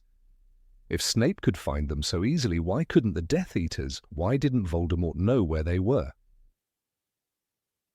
This inconsistency undermines the narrative tension that Deathly Hallows so carefully builds.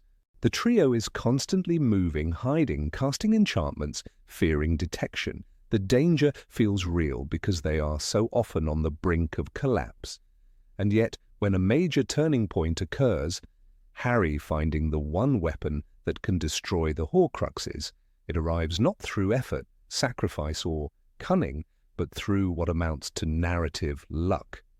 The Patronus might as well have been a helicopter with a rescue team. It breaks the rules the story itself has set up.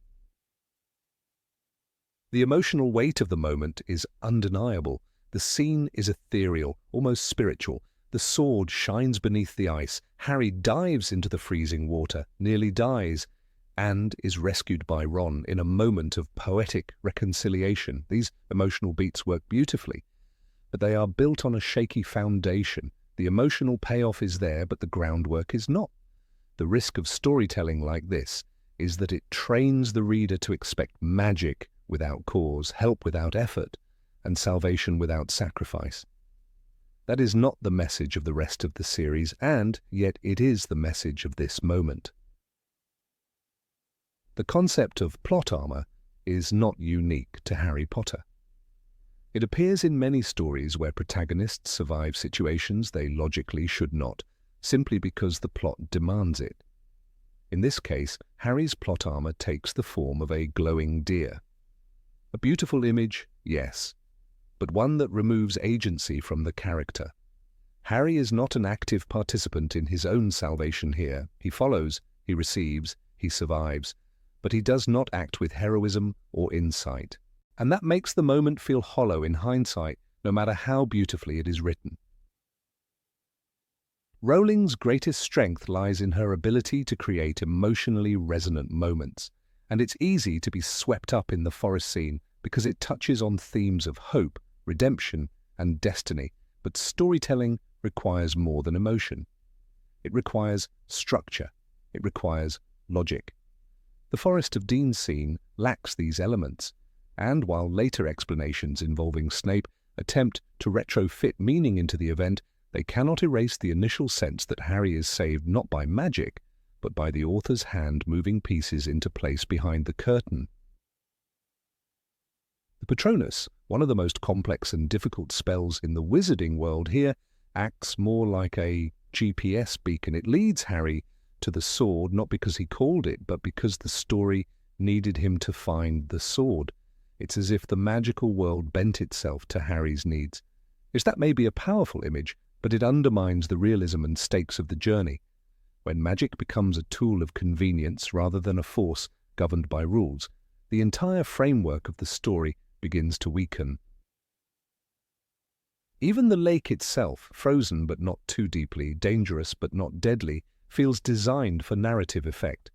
Harry strips, dives in, and faces death not from an external enemy, but from the Horcrux trying to strangle him. This scene, while symbolic, is unearned. He has not sought the sword with perseverance. He has not decoded riddles or overcome traps. The sword is simply there, waiting, because the plot requires it to be. That is not character growth. That is not narrative tension. That is a gift from the author, wrapped in glowing silver light. The forest scene should have been a climax of effort. Instead, it is a reward without trial. It teaches nothing, challenges no one, and unfolds as a beautiful illusion.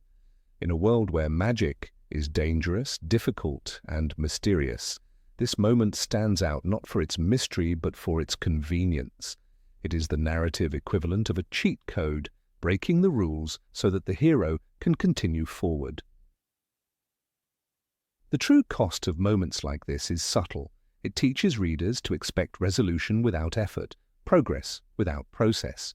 In a series that often emphasizes the value of learning, friendship, and bravery, this sudden appearance of salvation undermines the very lessons it has spent thousands of pages building. The glowing Patronus is beautiful, but beauty without meaning is just surface, and in this instance, surface is all we get. Number 24. Hijacking the flying car. On the first day of his second year at Hogwarts, Harry Potter faced a problem that should have been solved with a moment of patience and adult supervision. Instead, it spiraled into one of the most baffling examples of plot-driven protection in the entire series. The barrier to Platform 934 had sealed shut, and with Arthur and Molly Weasley only moments away, Harry and Ron made the most irrational decision of their young lives. They stole the enchanted Ford Anglia and flew it across half of England. It was an act of madness for two children of 12, and yet rather than suffering the natural consequences, they were shielded by the invisible armor of narrative necessity. Had the scene followed real-world logic, or even the internal logic of the wizarding world, the story would have taken a dramatically different turn. First-year students were prohibited from owning broomsticks, yet these second years hijacked a magical vehicle in plain daylight, soared through Muggle airspace, and crashed into the school's most sacred tree. The Whomping Willow nearly killed them, but even that danger became a mere thrill in their rebellious escapade. Any other student would have been expelled. Instead, Professor Snape fumed and threatened, but Dumbledore, ever gentle with his favourite boy, issued nothing harsher than a warning. "You were seen," Snape growled in Chamber of Secrets, "by no less than 7 Muggles." 7. In the world where secrecy is paramount, that should have been unforgivable. The Ministry of Magic had an entire department dedicated to the misuse of Muggle artifacts. Arthur Weasley worked there. It was his car that the boys had used, and yet the Ministry did not launch an investigation, revoke Arthur's license, or demand his resignation. No charges were brought, no consequences followed. Why? Because the plot required Harry to remain untouchable. The rules bent around him like the limbs of the Whomping Willow. No teacher, no ministry official, no authority figure could truly punish the boy who lived, for the story needed him to march on, clean and unscarred. This wasn't a case of bravery or cleverness. It wasn't a feat of skill or wisdom. It was recklessness wrapped in charm, saved only by the author's hand. When Hermione Granger faces her challenges, she solves them with intelligence. When Neville Longbottom grows into his courage, he earns it. But Harry, in this moment, acted on impulse, driven by fear of missing school. There was no deep motivation, no profound emotion, just panic and a poor decision, followed by a miraculous lack of consequences. Even Ron, who should have known better, went along with the plan, shouting excitedly as they soared above London, blissfully unaware of the danger. The sheer absurdity of their choice is magnified by the simple solutions they ignored. Hedwig was in her cage. They could have sent a letter, they could have waited for Molly, who would have certainly found them within minutes. King's Cross was bustling with adults, including magical parents. The station had magical personnel, and there's no indication that the barrier sealed them in forever. But none of that mattered, because the story needed excitement.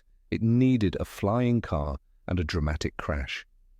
And so the boys flew, not because it made sense, but because the plot demanded it. Even the landing was convenient. They didn't hit a tower, didn't crash into a dormitory. They found the Whomping Willow, the one tree that could attack them, and still they survived. The car spat them out safely and drove off into the woods like a loyal dog. This wasn't luck. It was narrative manipulation. a teacher catching them earlier, a malfunction in mid-air, a collision with an auror on patrol. All these were possible, but nothing happened because Harry must always arrive, must always endure, and must always be forgiven. Consider the irony. In Order of the Phoenix, Harry is nearly expelled for using a Patronus in a real life-or-death situation. The Ministry makes a spectacle of him, dragging him into a full hearing. But when he endangers Muggles by flying a car over London, breaking multiple wizarding laws, he is barely scolded. The discrepancy is not only illogical, it's insulting to the very world ruling built. If laws matter, they must be enforced. If the statute of secrecy is sacred, then breaking it must have real consequences. But not for Harry. He wears armor not sewn from magic, but from convenience. Even Molly and Arthur, who love their children but constantly worry about the misuse of magic, seem oddly passive. Arthur is more fascinated than angry. He chuckles at his son's ingenuity as if stealing his car was a delightful prank. "Did you really?" he says, eyes wide with boyish awe.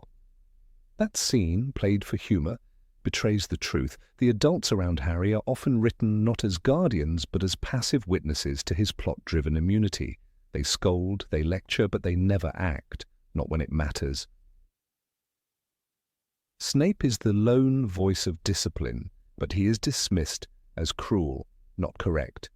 He demands punishment, but his demands are ignored. Dumbledore's quiet tolerance, McGonagall's mild shock, and the staff's general inaction all confirm it. This wasn't a school governed by rules, but a playground governed by plot. The supposed consequences, a howler, some detention, are laughable when weighed against the potential dangers. A 12-year-old flying a car across counties. In any other narrative, that's the start of a tragic news story, not a charming anecdote. The protection Harry receives here is not just unrealistic, it undermines the stakes of the story. If danger leads to no consequences, then danger loses its weight. If breaking the law is met with indulgence, then the law means nothing. And most importantly, if the protagonist can always act without true risk, then his growth becomes artificial. Character is forged in the fire of consequence. Without it, actions become hollow. In this scene, Harry does not grow. He gets away with it. And the reader, lulled by the fantasy, is expected to smile. The hypocrisy deepens when compared to other students.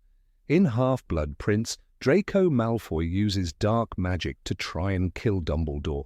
He faces real fear, real punishment, and carries the burden of his choices. In Goblet of Fire, Barty Crouch Jr., disguised as Mad-Eye Moody, is executed for his crimes. The world around Harry is full of consequences, but only for others. Even minor characters like Stan Shumpike get thrown into Azkaban, but Harry breaks laws, endangers lives, and walks away. It's not bravery to fly a car into a tree. It's not cunning. It's not heroism. It's foolishness wrapped in the golden glow of plot armor. And it sends a troubling message that some people, if chosen, if loved enough by fate, can do anything. That talent and wisdom don't matter as much as being the right name on the page. For all his many virtues, Harry's escape from real-world consequence in this scene strips him of the credibility the rest of the series tries so hard to build. If this had been Neville, the car would have been confiscated. If it had been a Slytherin, expulsion. If it had been anyone else, the weight of the wizarding world's rules would have fallen hard. But Harry was protected not by magic, nor by skill, but by being the hero of the story. It's not a crime to love your protagonist, but it is a weakness to coddle him. And so the car flies, the tree strikes, the boys tumble, the school frowns, then forgives, and the story moves on, light and unburdened. But beneath the charm and whimsy lies the unspoken truth. Harry Potter didn't escape that day because he was smart, brave, or powerful. He escaped because he had to, because the next chapter awaited him, and the armor of story protected him more fiercely than any spell ever. Could. Number 25, the time-looped Patronus. In the chilling stillness of the forbidden forest's edge, Harry Potter lay crumpled by the frozen surface of the Great Lake. A wave of dread clung to him as dozens of Dementors circled closer, feeding on the remnants of his joy. He couldn't move. He couldn't think. Cold sank into his bones, deeper than ever before. With his wand dropped and body weakened, the third-year student had no defense left. The haunting scream of his mother filled his ears, terrifyingly loud and agonizingly familiar. And then, in a sudden burst of silver light, a stag erupted from the shadows, charging at the Dementors with such force that they scattered like smoke in the wind. The powerful Patronus didn't merely ward them off, it obliterated their grip on Harry's soul. And it was then, in that final second before darkness consumed him, that Harry saw a figure across the lake. Not Dumbledore, not Sirius. It was someone who looked like himself. This moment in The Prisoner of Azkaban remains one of the most celebrated and yet most bewildering events in the entire Harry Potter series. It's a scene of stunning emotional weight, of ethereal magic and poetic symmetry. And yet, when dissected with a more critical eye, it also reveals one of the clearest examples of narrative convenience triumphing over logical consistency. Harry survives not because of strategic brilliance, not because of advanced magical prowess, and not even because of help from allies. He survives because the plot demands it. His rescue is sealed by an act of circular logic that defies cause and effect. It is a classic case of what fans often call plot armor. J.K. Rowling crafts this event using time travel, a notoriously dangerous narrative device. When Harry and Hermione use the time turner to revisit the events of that harrowing night, Harry watches again as the Dementors advance. Only this time, he knows that he must act. The knowledge that someone had already cast the Patronus gives him the confidence to do it himself. But therein lies the paradox. How did the Patronus happen the first time, if it could only be cast by a Harry who had already seen it happen? "I knew I could do it this time," Harry tells Dumbledore later, "because I'd already done it." This line, taken from the book itself, is both powerful and perplexing. On the surface, it speaks to self-belief and personal growth, but dig deeper and it reveals an ouroboros of logic. Harry casts the spell because he has already seen himself cast it, but he could not have seen it unless it had been cast. The cause and effect collapse into each other like a house of enchanted cards. It's beautiful in an abstract way, but it's not structurally sound. What makes this moment even more curious is the skill level required. The Patronus charm is classified as advanced magic. It is not something even seasoned witches and wizards can easily manage. During a lesson earlier in the same book, Lupin himself tells Harry that very few adults can perform a full corporeal Patronus. And yet here, under duress, weakened, and with no formal training in time magic, Harry not only casts one, but produces a dazzling, fully formed stag, powerful enough to chase off a swarm of Dementors. He does it effortlessly, because the plot says he can. This isn't to diminish Harry's growth or bravery. He is, without a doubt, a remarkably strong-willed and courageous young wizard. But bravery alone doesn't explain the execution of such an advanced spell under such dire circumstances. What does explain it, unfortunately, is the narrative loop Rowling creates. The act becomes less about earned skill and more about dramatic necessity. Harry doesn't evolve naturally into someone who can conjure a Patronus. Instead, he becomes that person because he must, because a previous version of himself already was. And yet the emotional impact of the scene is undeniable. Readers are swept away by the raw power of the moment, by the symbolism of the stag representing James Potter, and by the awe of witnessing Harry's realization.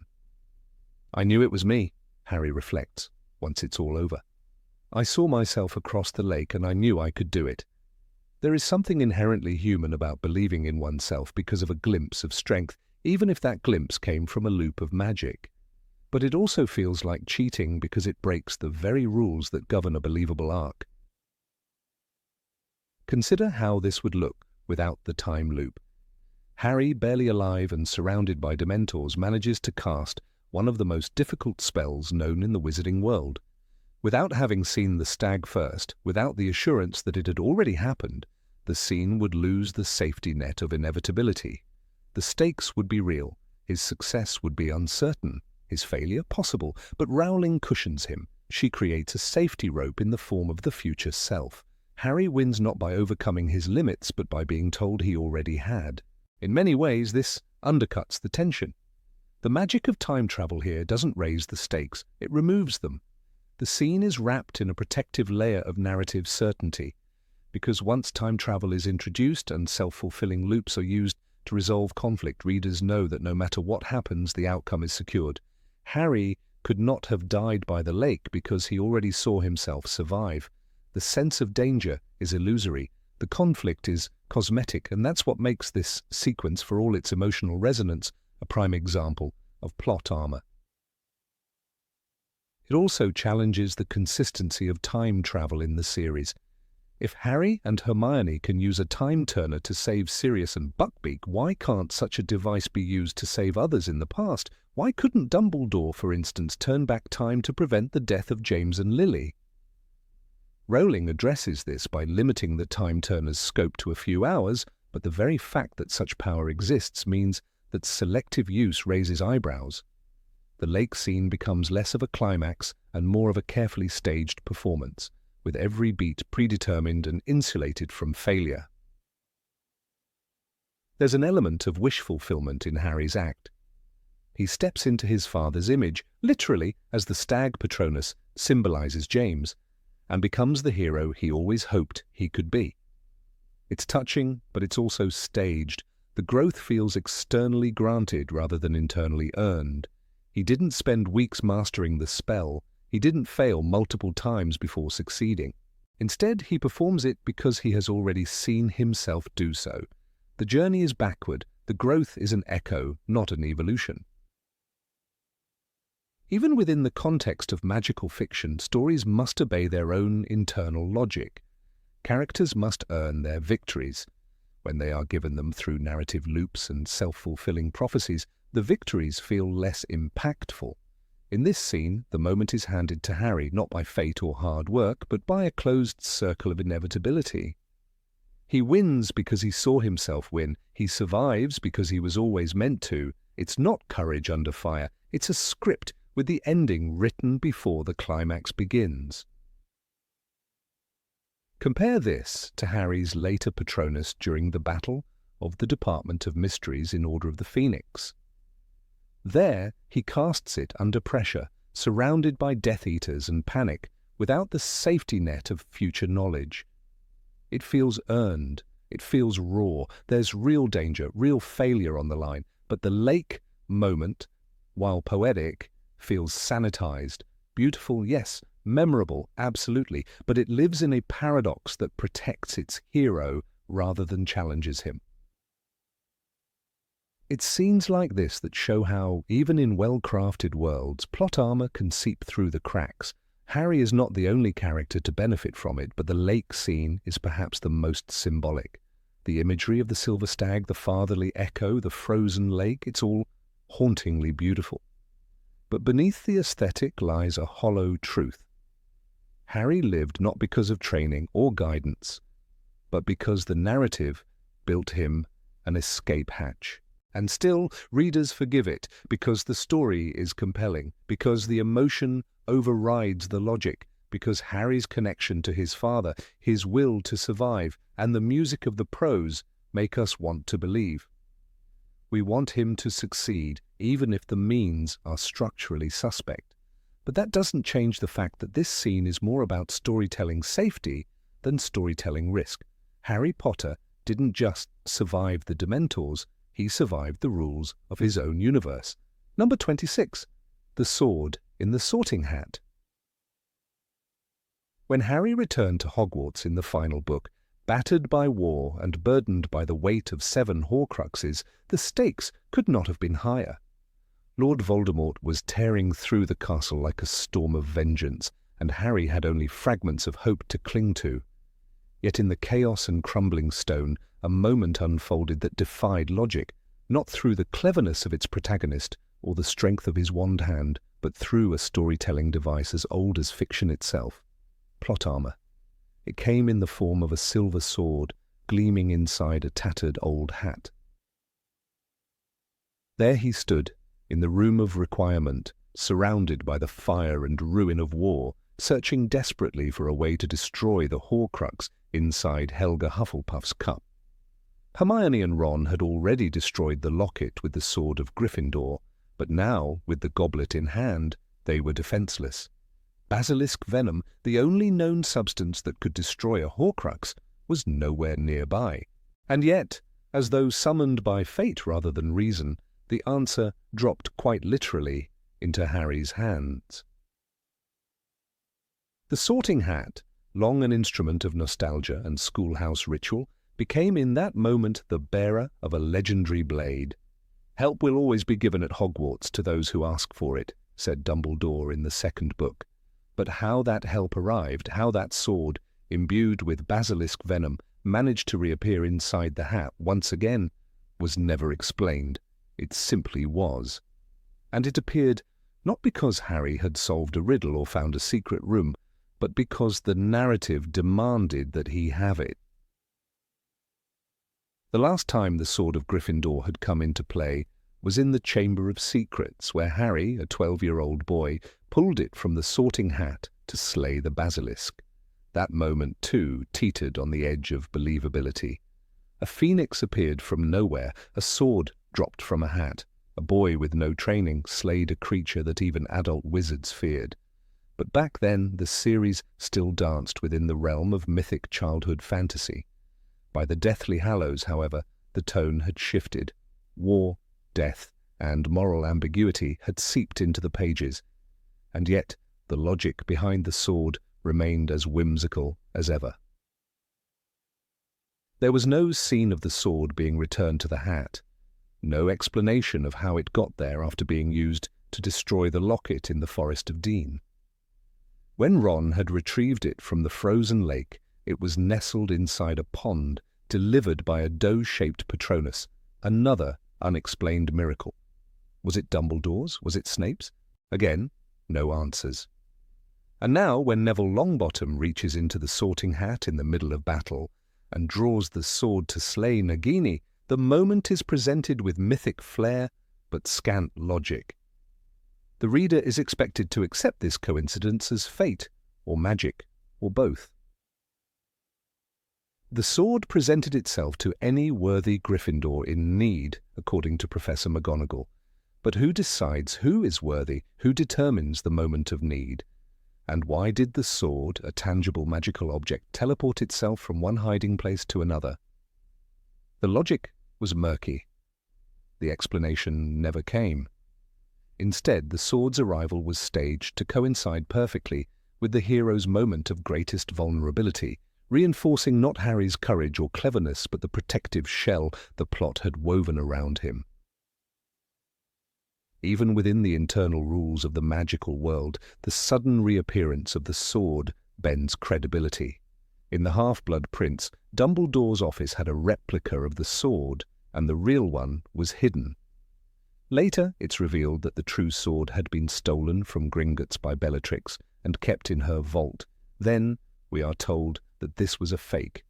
The real sword was hidden in a lake, and now, without any plausible explanation, it's back in the sorting hat. The reader is offered a web of half-truths and narrative sleight of hand to distract from the central issue. The sword moves at the convenience of the story, not its logic. This pattern, magical solutions appearing at the moment they're needed, recurs throughout the series, but nowhere is it more glaring than in this final act. With each Horcrux destroyed, the tension was supposed to rise, and yet the methods of their destruction became increasingly convenient. First, a basilisk fang in the Chamber of Secrets, then the sword in the forest, and finally the sword again, appearing out of thin air. The destruction of Horcruxes, one of the most dangerous acts in the magical world, had been reduced to a series of convenient fetch quests punctuated by narrative miracles. It's not that Harry doesn't earn his victories. He does. He suffers. He sacrifices. But when the tools of salvation fall into his lap with no logical progression, it undermines the realism of his struggle. The sword in the hat isn't just a magical artifact, it's a metaphor for the story stepping in to shield its hero from failure, a deus ex machina wrapped in scarlet velvet. This is not to say that magic must be explained in mundane terms, but even fantasy must follow its own internal logic. When rules are set, such as the requirement that the sword presents itself only to the worthy, those rules must be honored or at least contextualized. Otherwise, the magic ceases to feel magical and instead feels manipulated. The Sorting Hat giving up the sword once might be mythic, twice begins to stretch the boundaries of believability. Dumbledore, in one of his many enigmatic speeches, says, "You will find that help will always be given at Hogwarts to those who deserve it. But does deserving it mean expecting magical weapons to materialize in your hour of need? Or does it mean making do with what you have, fighting with your own wit, strength, and courage?" The Sorting Hat's miraculous delivery feels more like the author stepping in than Hogwarts rewarding worthiness. The irony is that Harry, who has shown time and again a willingness to die for others, doesn't need the sword to be handed to him. He could have found another way. He could have devised a plan or found a fang in the wreckage of the chamber. The hat's gift robs him of that final moment of agency. It tells the reader, don't worry, he'll be fine. The story will save him. Even Neville's moment of heroism, pulling the sword to slay Nagini, is tinged with the same plot contrivance. It is a spectacular scene, yes, but why the hat? Why again? Why now? The sword appears not through character action or discovery, but through destiny's invisible hand. It is not that Neville earns the sword, it is that the story needs the snake dead, and so the sword comes. This isn't just about a sword, it's about what happens when a narrative favors its outcome over its logic, when resolution takes precedence over coherence. In a world as rich and detailed as Harry Potter's, where goblins strike deals and wands choose their masters, the appearance of such a loophole is jarring. It breaks the immersion. It reminds the reader that they are reading a story and that the author has chosen the ending, no matter how much it strains the path. Readers don't mind when heroes are lucky. They mind when luck replaces logic. The sword in the hat isn't just lucky, it's narratively ordained. And while it delivers satisfaction, it also delivers suspicion. What else was placed by the author's hand? What other twists were guided by necessity rather than truth? Perhaps the sword is a mirror, not of Harry's courage, but of the way we excuse our heroes' lapses when we love them too much.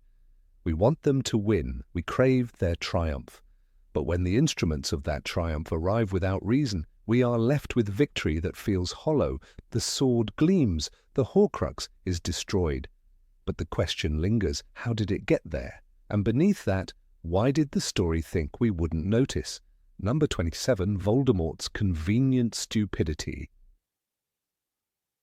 Voldemort was once the most feared wizard in the magical world, and for good reason. His magical prowess was unmatched, his followers were loyal and brutal, and his return from near death proved his dark genius. Yet again and again, Harry Potter, a boy who by all accounts should have died before he ever reached Hogwarts, managed to escape.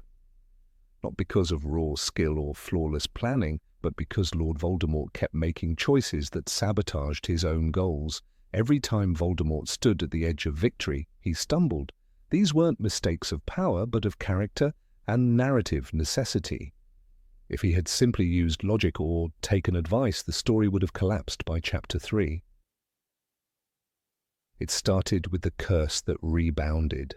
Yes, Lily's love was powerful and rare magic, but the bigger mistake was Voldemort's obsession with prophecy.